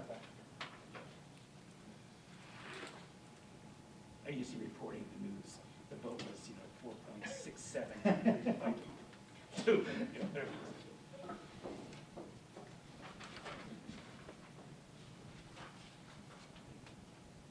Okay, so now we're on location of schools. So the location of elementary schools. Let's see what we're on anyway. So I don't have those 4 options in front of me at the moment. Was there, Well, I think from the perspective of the regional agreement, it's, our K through 5 can still be educated in their town. I think she's talking about the physical location of the schools first, and then Oh, we're not going back to the beginning. We'll move to high school. which school? We can move that. Yeah, just be nice. So location of the schools. So the way I see the district as it currently sits. I know that the finance committee in Wilbraham has been clawing tooth and nail trying to shut this building down. If you look at just the towns, all right, look at just the buildings that are in the towns, we're not talking about student disbursement or anything like that, you're really 4, 1, and 1, right? You have 4 buildings in Wilbraham, you have 1 in Hamden, not counting this building, and you have the regional high school. So if you look at not the high school, take the regional out, you've got 4 and 1. The proportion is 80 and 20, which is pretty much what the student population is. So we're talking about, which buildings are going to be most useful for the district, which I think naturally begs the question of where do we go in terms of town lines, and because that's going to dictate what you're using as far as buildings. So I think it's notable that when we look at the size of this building, you're talking about 77,000 square feet. When we look at Wilbraham Middle School, we're looking at 99,000 square feet. When we get to the high school, we're looking at 242,000 square feet. So there's, but when we get to our elementary schools, we're much smaller. And so when we look at Stony Hill's footprint, somewhere in the 40s, when we're talking about again, like, where are we going to fit everybody? And if we're gonna have that discussion, I think we need to really figure out like what we're doing with town lines. I've battered this around in my brain. This is my 9th year on the committee. We got into trouble because of the arbitrary town line argument. And all we're doing is if we're going to really make meaningful change in our district, I think the town lines piece has to go. I think that we're responsible for educating all of the students in both towns, and we're just setting future committees up for the same struggle that we're having right now, which is that we have this mindset of arbitrary grade level, and it's creating a lot of havoc. And if we have that freedom, then we have the ability to move students in a, with a much greater degree of efficacy. Now, the other part that I will throw into this, which I think is something that the planning committee really needs to discuss, is we were faced with a lawsuit 5 years ago because of inequity in the educational process. We still have that inequity. We have a completely inconsistent educational system between our two towns. Because in the town of Hamden, students are educated K through 5 in the same building. They are seen by the same teachers, by the same administrators, by the same paras for a 6-year span. We don't have that in Wilbraham. In Wilbraham, kids are moved every 2 years. I didn't think I would do as much reading as I did on the subject, but I have. And I know Sean and I have had arguments about this, but what I have read and what I have seen is that the shifting trend in education has been to maintain consistency vertically for our students. And that is to try to keep the number of transitions to a minimum. And I know, John, you ran into pretty strong headwinds with the union representation about this and the teachers. But I think the discussion really needs to be had is like, where is our focus? Is our focus on providing the best education and the best educational outcomes for our students? And if so, what did the data tell us about grade configurations? Because I think that plays a big role. And number 2 is, how do we reconcile the inconsistencies between the two towns? Because I know parents in Wilbraham who are not happy moving their kids every 2 years. And I know that most of the parents that I know did not have that type of grade configuration where every 2 years they were moved to another building, new administrators, new sets of teachers. Worse is we're looking at the increase in the transportation costs, and most importantly is the stress that it puts on the families with regards to managing kids in 3 different buildings, as my wife and I figured out. Thankfully, she only got stopped once by the police trying to get from one school to the other. But it's still a glaring inequity in my mind, because we don't educate kids the same in our two towns. We just don't. Are you saying to propose it so that we don't allow parents to pick up their kids and make all the kids go home on buses? Did I say that? I was Come on, wondering give me a if that's what you were proposing. Of all the meetings. Of all the This would be the worst meeting to mandate riding on the bus. Of all the interpretations of that, I thought I did a pretty good job spelling that out. That's your interpretation, that I think That wasn't cough medicine. Get that cough medicine. That wasn't cough medicine. You bring up good points, Bill, and I think a lot of people have brought these points up and discussed them over and over again. And I think it comes back to the balancing of this teeter-totter, is that, the desire to regionalize for all the grades versus the desire to have an amendment to the regional agreement passed. But we already are regionalized as a district. Yeah. That's not a question. Yeah. Yes, but whether the agreement says that K-5 is going to stay in their hometowns or not, that's something that's going to be up for discussion in this.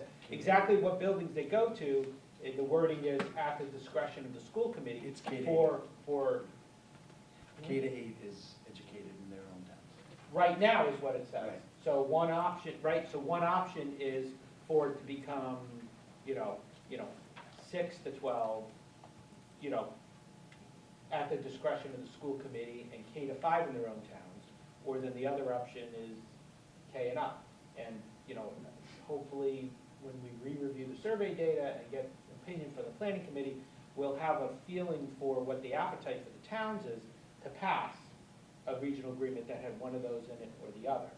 If we don't really have feedback from the towns that's making us think that they're gonna pass, that they won't pass the amendment if K to 5 doesn't stay in their hometowns, then we probably, number one, we wouldn't probably be well representing the towns that we were voted to represent if we don't include that, But I and would, pass and then nothing will change. so I would disagree with you on the point with regards to representation, only because, yes, it is important to get input, which I've gotten quite a bit of input from members of the town of Wilbraham, residents of the town of Wilbraham with regards to school configuration. I don't know anybody who loves it. I really don't. I don't know anybody that's like, oh my God, it's so great. At most, you may find people who are kind of, sitting the fence on it because that's the way it's always been done. But I think, again, as a member of the school committee, the discussion that we should be having is not what do we think people are going to vote for, but what do we think is in the best interest of educating our kids? Like, that's our question. That is our goal. That's our North Star. That was the planning committee's charge. So I think it's how you that was the lining of every conversation that we had. So when we were choosing out of the 136 options, we, revisited that. Are we providing the best educational opportunities for students? Are we reducing transitions? So we were looking at those as we have moved through this process. And there's the education of the students, which is important. But I also understand it's important, like, for the parents that want to pick up their kids. They don't want to have to go to 3 schools. It is a inconvenience where you're getting pulled over by police or whatever, a lot of extra driving. But I don't think, I think really, if you really look at it, I don't think that should be the driving force behind making this decision. When I had talked to teachers and people in towns, they said that, I forget which ones were the good schools. They were good schools when they were neighborhood schools, and they were not so good schools. The schools that had the PTOs that were, the PTOs, that were generating funds so that kids had a lot more options. The schools were better funded, and in other parts of town, it wasn't so, and they were the good schools, the bad schools. And right now, we don't have that issue. Right now, we have all the 4th graders together, all the 7th graders together, all the 3rd graders together. So it's all the resources are there. I do understand how important all the arguments are, but at the end of the day, when you were talking especially about the equity, having all the grades together, and I would say even for Hamden to have them, the Hamden 4th graders be with the Wilbraham 4th graders, and I think that would be ideal. Not that that's something that's necessarily going to happen. And whether we go to be K through 12 or a 6 through 12, 5 through 12, 4 through 12, whatever, I think we really need to think long-term. And because of the regional agreement that you, about the settlement agreement, because of the lawsuit, one of the points in there was that there will always be a school in the town of Hamden, so that Hamden will always have a facility there. And as we all know right now, if you take Minnechaug out of the question, I think the most amazing building in our district is Green Meadows in Hamden. I think it is a far superior school to all the others. But what we're having right now is we're having classes that are just very small. In some cases, that's great because you're getting that one-on-one teaching, an algebra class with 4 kids as opposed to 36 kids over in Wilbraham. But there is that country club kind of like, you know, you have just as many teachers as you do students sometimes in some classes in Hamden. And, you know, that's being paid for in part by Wilbraham subsidizing that. So I do think that we need to, you know, open that up for the future, for the K through 12. There will always be a school in Hamden. And I think we really need to just utilize our resources better and free up the administration to be able to make that happen. I think you gotta, it's in Hamden, you know, at least there was a big movement, there still is, you know, neighborhood school, quote unquote, but it all depends how you define a neighborhood. I think if we promote neighborhood schools and say, there's people in Wilbraham that live closer to Hampton schools, there's people in Hampton who live closer to Wilbraham schools, so you go to the schools in your neighborhood. Forget about the town line, that's an artificial line. I'm not accepting for that, but the idea is the sale of it, and we have to say that we as a school committee for neighborhood schools, and forget about a town line, if per se, we're all together. One thing I want to bring up is just the purpose of the schools is to educate. And as a principal of a two-year school, I was floored by the fact that this faculty got so much out of being 7 second-grade teachers.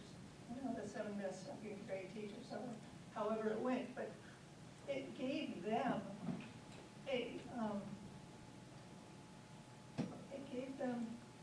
the ability to see other people all the time, other teachers doing the same lessons but in their own way. And we have phenomenal teachers, we really do.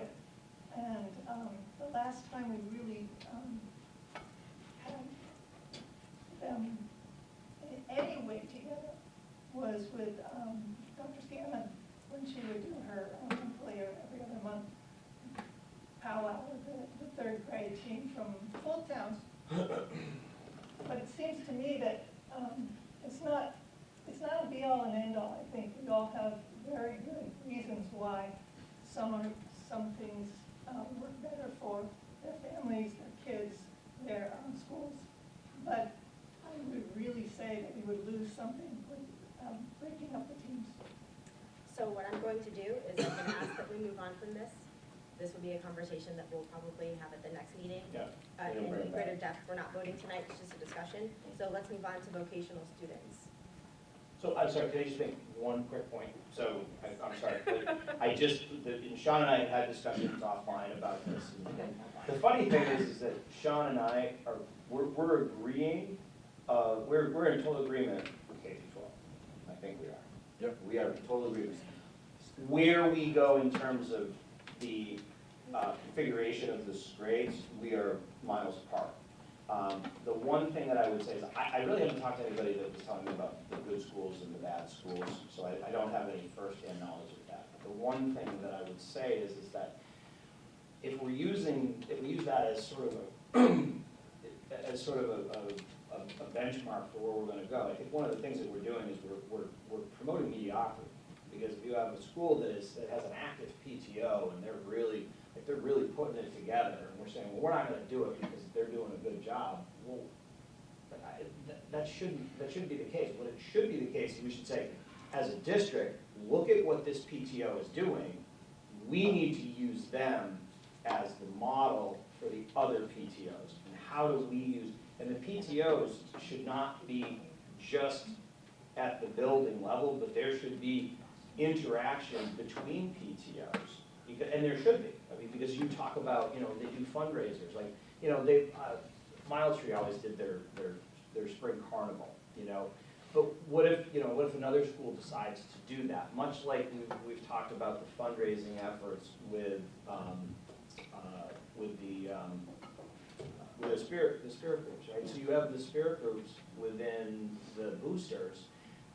The idea of having like a sort of an umbrella organization that's sort of looking at that is to say, like, all right, who's doing what? Let's coordinate this so that we don't have, you know, Mile Tree doing a cookie drive and then 6 weeks later, Green Meadows is going to do the same thing. They're going to canvass the neighborhood. So I think bolstering the PTOs, I think that's a great way to drive up the interest in the schools. And the other thing is that, you know, PTOs haven't generated a ton of interest within the district.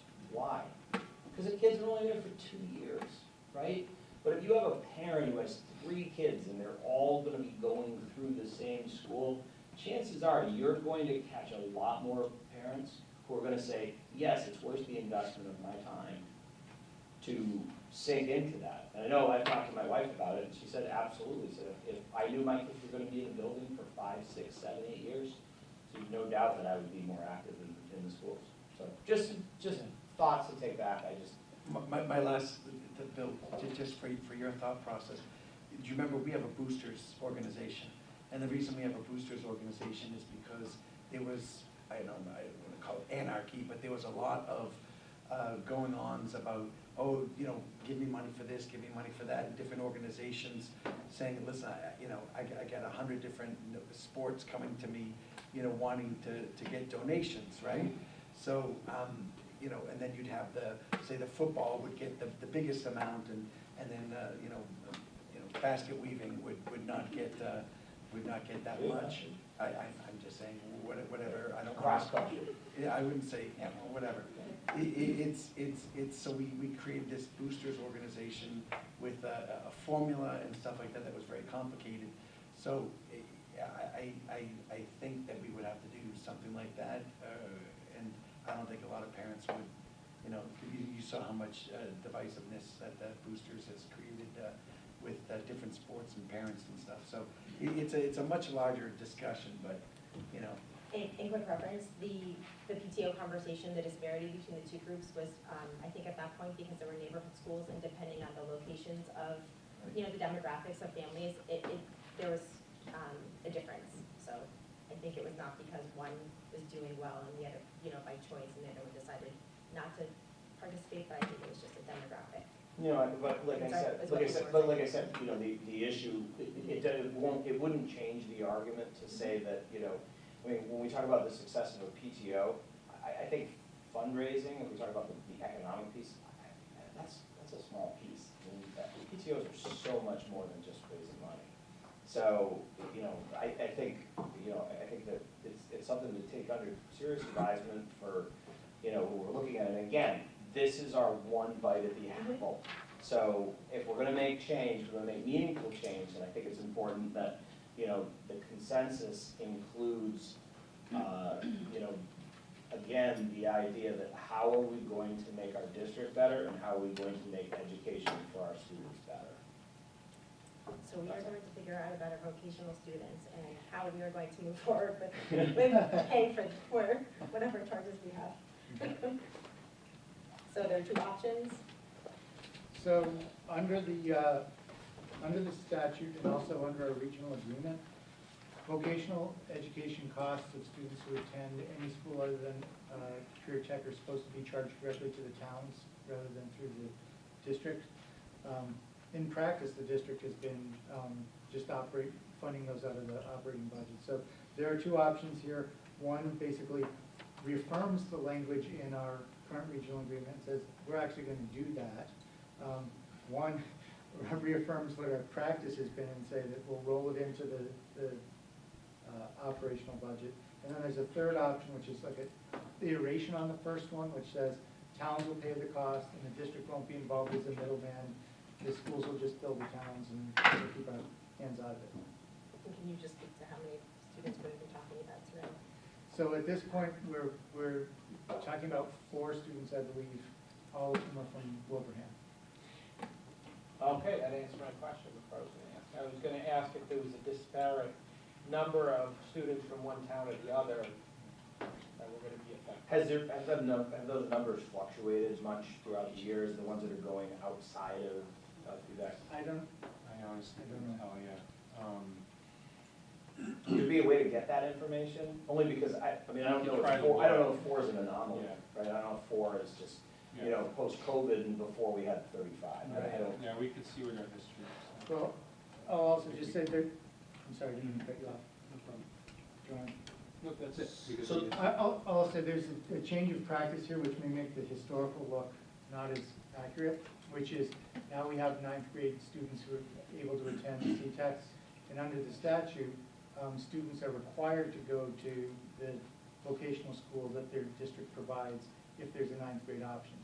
So now all ninth graders are required to go to CTEC, so that might change the number if we're going outside. You know, But I think one of the things that we heard loud and clear when we were working on the strategic plan was that we wanted to maximize vocational offerings for students.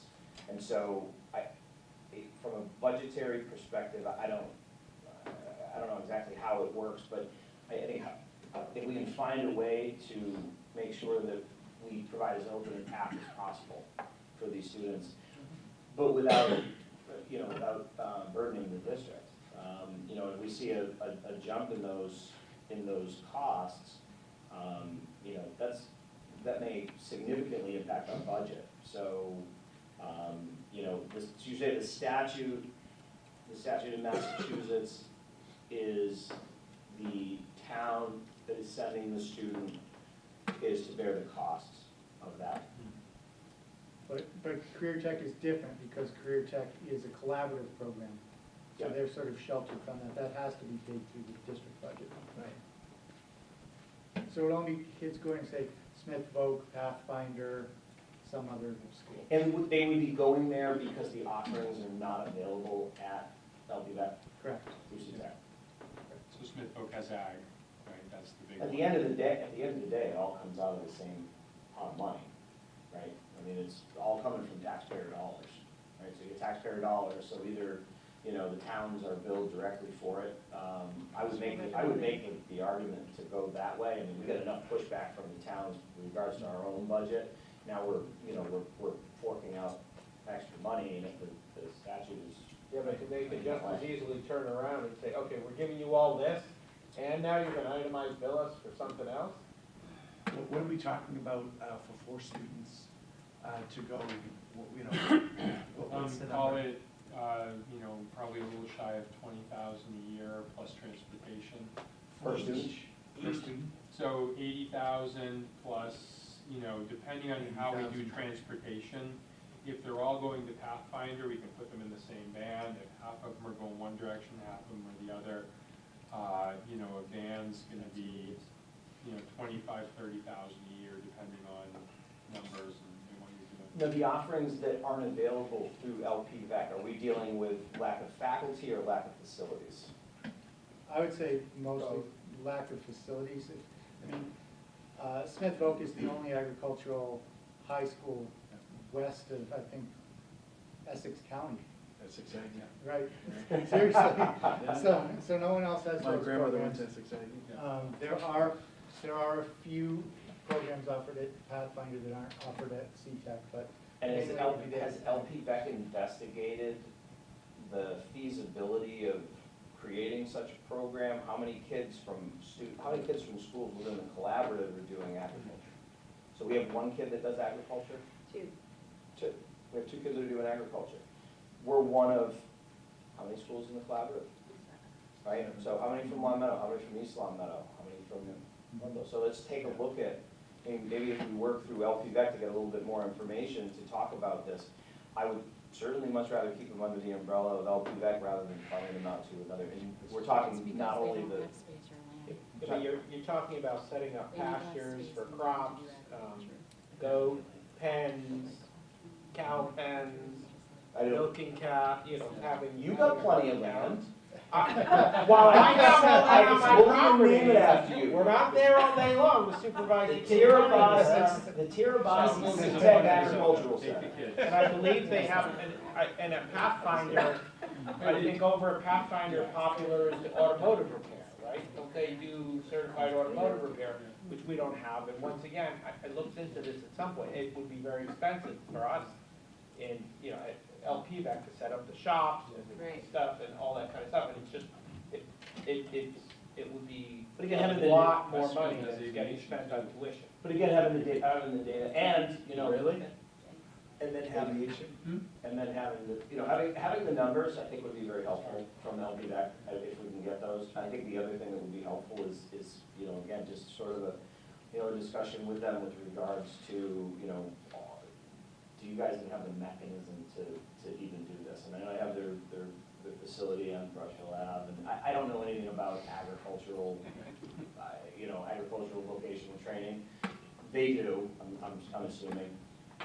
You know, but if we look at the other member towns within the collaborative, I mean, what if there's, just on the off chance, there's 35 kids in collaborative from all the member towns that are participating in automotive tech? And the costs that are being incurred by all of those towns and all of those districts. You know, it's a worthwhile discussion to have, to say, all right, you know, we don't have that now, but, you know, how difficult it is. I remember when Al was here, he was, when we met on his site visit, we went to Worcester Tech. Worcester Tech had, and John, you're nodding because you know about this, Worcester Tech had their automotive center, their automotive repair center, that was literally funded by one of the major car car dealerships in the Worcester area. And the nice part about it is that they were literally funding the program, and they were bringing students in, and the students were working on the same technology, or with the same technology diagnostic, that what they would see in the dealership. So the dealership is actually coming out great on this because they're partnering with the school district, the school. The school is now producing kids who are completely facile and using the instrumentation that they're using. So again, thinking outside the box, and I know they did this with caterers, I know they were doing it when you had Worcester Arts Academy. They had a dance instructor that came in and they just pay a stipend. So, I mean, you know, sometimes I think we need to push people a little bit to think outside the box. I think we need automotive technicians. We need we need people that are trained in agriculture. I mean, these are very, very important things for our community. And I think you know, and for some students, I mean, a trip to Smith Academy, I mean, that's a long ways away. You know, and for some students, that may be an impediment to them thinking that, you know what, I want to do agriculture because I got to get on a bus for 50 minutes a day to ride from here to Northampton. So, anyways, just musings. Any thoughts on, as far as like payment? Does anyone have a feeling on whether or not billing the towns themselves directly or having us being the middleman? I think the regional agreement should state what is actually being done. But I think that we should, I mean, it would be nice to hear feedback from the towns as to which they would prefer. Revenues coming from them one way or the other from the town, right? The revenue's gonna come from the town budget. Is there, what's the decision process and whether or not a student is permitted to do one of these outside things? You know, is there a gate that you're doing now, and then is that gonna then fall to the towns for them to start gating opportunity? No. So, as I explained, now that we have ninth graders going to CTEC, all ninth graders have to go there for exploratory. The first experience any vocational student has is called exploratory. They go around, they do all the shops that the school offers. Then they order the ones that they're interested in, and then the school chooses a shop for them based on their performance during the exploratory period. After that, if a student wants to explore another shop that wasn't, and that's usually the first year, after that, if a student wants to explore another shop that wasn't offered in their home district, they can apply to other vocational schools that offer different shops. At that point, those schools go through a selection process where they look at basically how the student did in the exploratory. Many of them, Pathfinder, for example, has a relationship with its 9-member towns, so they have to have preference. Then you look at, is there any space available, and did the student do well enough in their exploratory to get high enough on the ranking system to go in. So students apply basically. If they're accepted, then that's when the billing would start to the towns or to the district, however we decide to do it. So with the payment, are you saying that if there's 4 from Wilbraham pays 100%, if there's 4 from Hampton, they pay 100%? Right. So I'm fine. I mean, it's, even though now you know that Hampton wouldn't pay anything, I think who knows what it would be next year, so. Whether you want to do it by, if it's through the school, does it get billed to the town by where the kid is from? If it's part of the school budget. If it's part of the school budget, think there was, I think that There's was part of two the question. options. We One could is- do a separate assessment that assessed by where the town's from as part of the whole assessment process, or we could just do it as part of the overall assessment. Right now, our practice is we do it as part of the overall assessment based on the number of students from each town. But the regional agreement says it should be assessed to each member town. So it's a little. So right now, it's divided up based on the total, So just right now, the 4 kids, or based on all the? So right now, everybody it's a little bit lopsided, right? Yeah. Because 20% of the money that's going to those CTEC programs is from Hamden. We don't have any Hamden Yeah. students participating in vocational programming. At T-Tech there are. No, non-LP. Non-LP, yeah. So, yeah, I mean, I would say it's a lot cleaner to build a member towns based on the enrollment for the students from those towns. I think that it's much cleaner and it's much fairer in the town of Hamden. So, Right now. going Right back now, to that's my- what you said, so that abbreviate either. Going back to my former district, we did option 3, and one of the interesting things is we do get a fair number of students who apply late. And so we would simply send them to the member town and say, if the member town wants to pay it, that's their business, but we're past the deadline where, we can't. So we give you the ability to let the town make a decision. If they want to foot the bill, they can. So you've had experience That's with a good this, thought. which is important. I think you've had experience with this in the past, which is important. Did you find that worked out? Well, it was nice because we didn't need to deal with it. I mean, Means you the know, town's making the it decisions. wasn't part of our assessment to them. It was billed directly to the towns. And up until the deadline, which I think might be April 1st, superintendent signed off, they were guaranteed that ability. But after that, they had to go before the town and request the town pay that. When you say go in front of the town, are you talking they go in front of the finance committee or select board? Or? I believe it was usually the select board. Okay.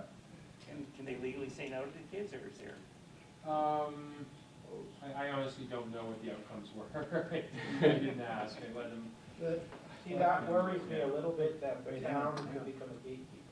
Just to answer that question, every student in the Commonwealth has a right to a vocational education, so if they're accepted, there is a process, but I've never known the commissioner not to back the students' right to be educated.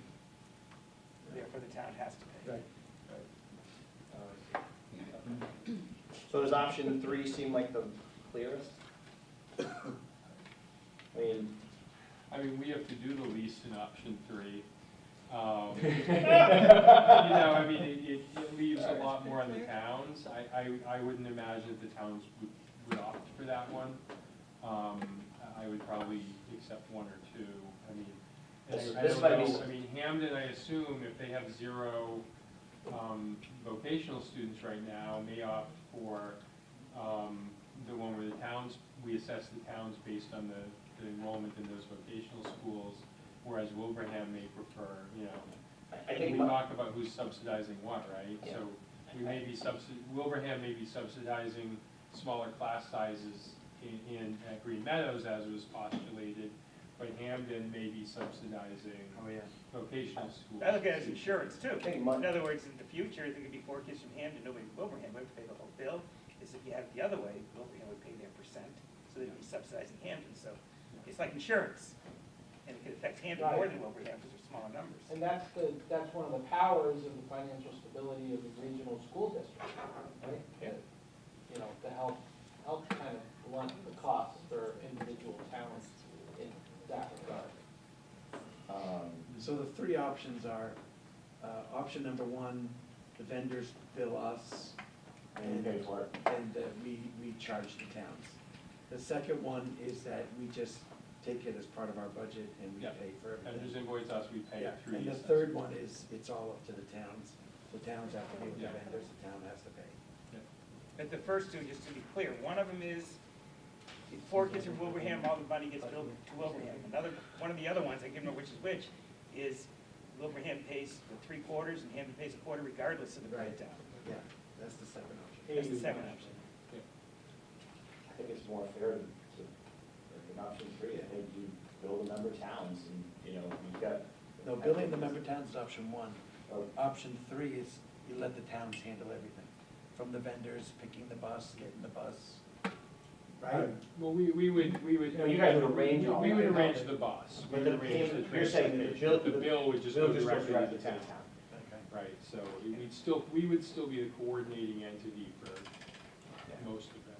And option 2 would be like insurance. If Hamden one year had 4 kids and Wilbraham had 0, Wilbraham would still pay 3/4. Right now, Hamden pays 1/4, in a sense, for the Wilbraham's 4 kids. Yeah. So in a sense, if you look at it, who knows what's going to flood? That's a good deal for Hamden, and maybe it's a good deal for Wilbraham. It's like, as he said, it blunts the cost to one town, it's sharing it, like insurance. Yeah, I mean, I think Mike's point, if let me just intercede here for a minute, I think Mike's point is very well taken, and I think when you get into budget discussions, I'm pretty sure that is going to enter into the discussion. It's going to be, well, included in your budget, we're going to decrease this amount because we're paying the educational costs for these students for vocational education. So I don't know if it makes a meaningful difference in terms of budgeting. I don't think we're going to get the towns to, to fork over the money and not cleave it out of our assessment, annual assessments. So, I like the language of the third simply because I think it at least is it's a concept. So if you have such a disparity where all of the kids are coming from one town, then at least the town of Wilbraham is aware of that, and they understand that, the assessment or any decrease of the assessment, it just comes out of our budget, and, but at least they have a better idea of the money that it takes to send these kids for vocational training, and it may stimulate them a little bit more discussion to say, hey, what are some of the other options that LPVEC might be looking at in terms of increasing the offerings that they currently have? Lots of farmers Yeah. in Hamden. We'll get some. I perspective tomorrow. definitely disagree with you on this one, Bill. I think we should continue doing what we're doing, which is option 2, and I think that the regional agreement should just be modified. Because, so many things are gonna be changing, is this really what we wanna go to war on?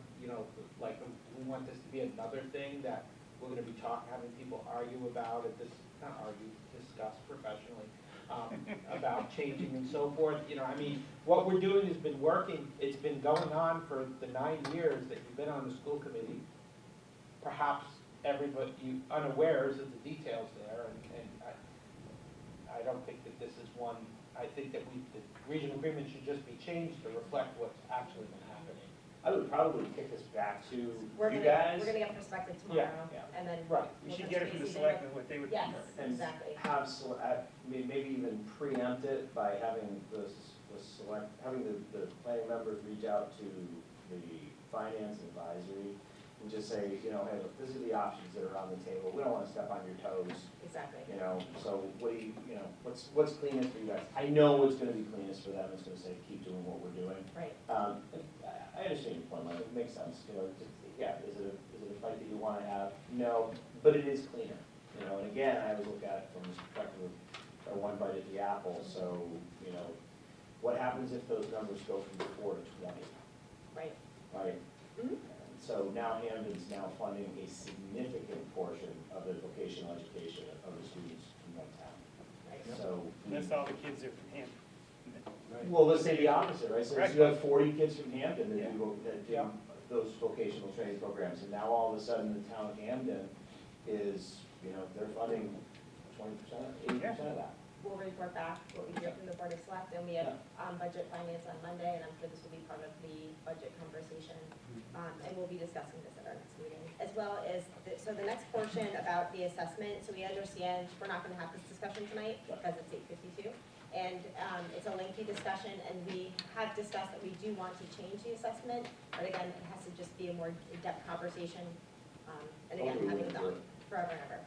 So, And then the transfer students, again, I would just put that out to say that yes, until we figure out the town lines, exactly. I would say that the one thing I would bring back to the planning committee again is that throughout this entire process, one of the things, and I do not fault the original authors of the regional agreement, it was done, the fact that they got that done in the time that they did is truly miraculous. And the fact that it is held up for 30 years, is even more miraculous. One of the shortcomings of it, however, is when we talk about transferring students and putting it into the hands of 7 elected officials, I think that's entirely wrong. And I think that if anything that we do with this regional agreement, it is to disassociate the committee's decision-making when it comes to the placement of students and where they're going to receive the best education. And I think that's, this is what you all are here for, right? I mean, Gina, Lisa, we ask you guys, what's in, I don't know what's in the best interest of the students. I got a name on a piece of paper for the transfer request. So anything that we can do to eliminate the school committee's responsibility in terms of making decisions about transfers, I think we absolutely need to do. The other thing which is not noted was if a school committee member leaves, right, and then they say, so someone from Wilbraham leaves, this happened when I was on the committee, Peter Salerno, the whole committee plus the Board of Selectmen from Wilbraham voted on who was going to be the replacement, Hamden and Wilbraham members of the committee. I believe it was when Rita came on? Mary Ellen left and Rita Mary came Ellen on. left and Rita came on.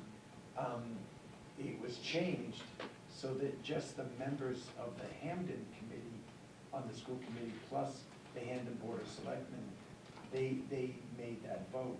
And I was like, why are we doing it different? I would like that to be changed inside. I know what it says inside, but in practice, we've been. We have a new policy, so it was actually one of the. Yeah, so directing your attention to BBBB. Yeah, we had that discussion with policy. That's up for a third reading and vote next time, so if you have anything that you want to discuss, I would say bring But that. doesn't it have to be inside the agreement in the I don't regional think so. agreement? I think it just Because has to it's be written in the regional agreement. So we've had discussions about that in policy with regards to several different issues. And again, we have, I think we were talking about, what was it, Mike? We were talking about funding of school committee members' salaries or stipends. And that was one of the, but the question came up, and I think it's worthwhile to ask the question is, I mean, is that something that should at least have a reference in the regional agreement? That, we decided that's gonna come to the full committee discussion after opinion from legal. Yes, but I'm saying, I'm just preempting them, so we're not waiting for that, but just to give you guys an example, right? So, there are some things that are not in the regional agreement that we may want to put in. So I know, but we did discuss that. If it's gonna be a policy, we should take it out of the regional agreement. Or, Policies trump the regional agreement? no, They should be regional agreement harmonized. trumps policy. They should be harmonized, exactly. So whatever, if we have any conflicts between the two, they need to be reconciled. Okay, so, future agenda items? I think we're good. We got enough stuff on our plate. Motion to adjourn? Oh, wait, hang on. Oh, wait. There was, A Sorry. surprise. A surprise. oh, Do you have anything else to add? no, we should have interdepartmental communications and All then of this, parent comms. yes, all of that is gonna be from the discussion earlier, absolutely. Oh, jeez. So, January is School Committee Appreciation Month, and some of you have been here in this room for 3 hours at this point. Everyone else has been in the room for, actually, some of you have been for 4 hours, right? Everyone's been here for 3 hours, all of it for free. Some of it has involved some difficult conversations, some of it is winding up for what will be difficult conversations in the future. And last year, we gave you some gifts to acknowledge you, but this year, I think the committee has made some strong connections with students, especially through the civics class, as a part of the process. And so I asked our faculty and staff if they would be willing to express their appreciation to you. And so this is for you, from them and from all of us.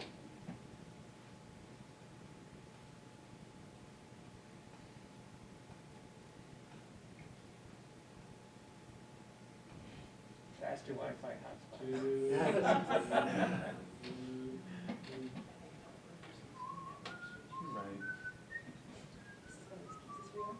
What's that? Yes. Right. You know that theme takes exactly 30 seconds. That's why they do it, That's why they do it. Hmm.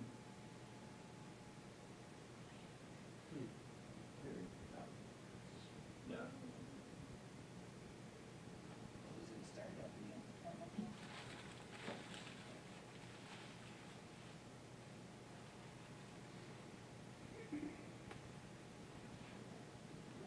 Aaron, I feel for you because you had everything all set. All you had to do was push play. You ran it 5 times, you ran great. Show my email again, remember I did that and showed everybody. Your password. My password, yes, I entered my password for all of it, and you have to use that password and do so many times to hide out in password, so overdo that, which is very bad. Stop that. I know, Lock because your I ears. take your Wi-Fi all the time. Throw something to read that, okay. When Aaron was talking, I kept looking behind him at the chips. No, I'm just kidding. I know, it was like, I was, what do you want? What do you like? Surprise me, yeah. What's your name? These? Yeah. Those aren't real chips, but they're good. Okay, Good catch. Thank you. Reminds me of Not the greatest cost, sorry. I wasn't sure if I was gonna get this. That's midnight. You made it. Yeah, no, I You did, made I it. overshot. And we start at 5 o'clock, and we'll be going past midnight. It was crazy. Oh, my God. The longest one we had, I thought was. Yeah, what should we tell the school committee? Do committee, thank you, hot do. Ready? Yep. Hey Jeff, what should we tell the school committee? Do committee, thank you, hot do.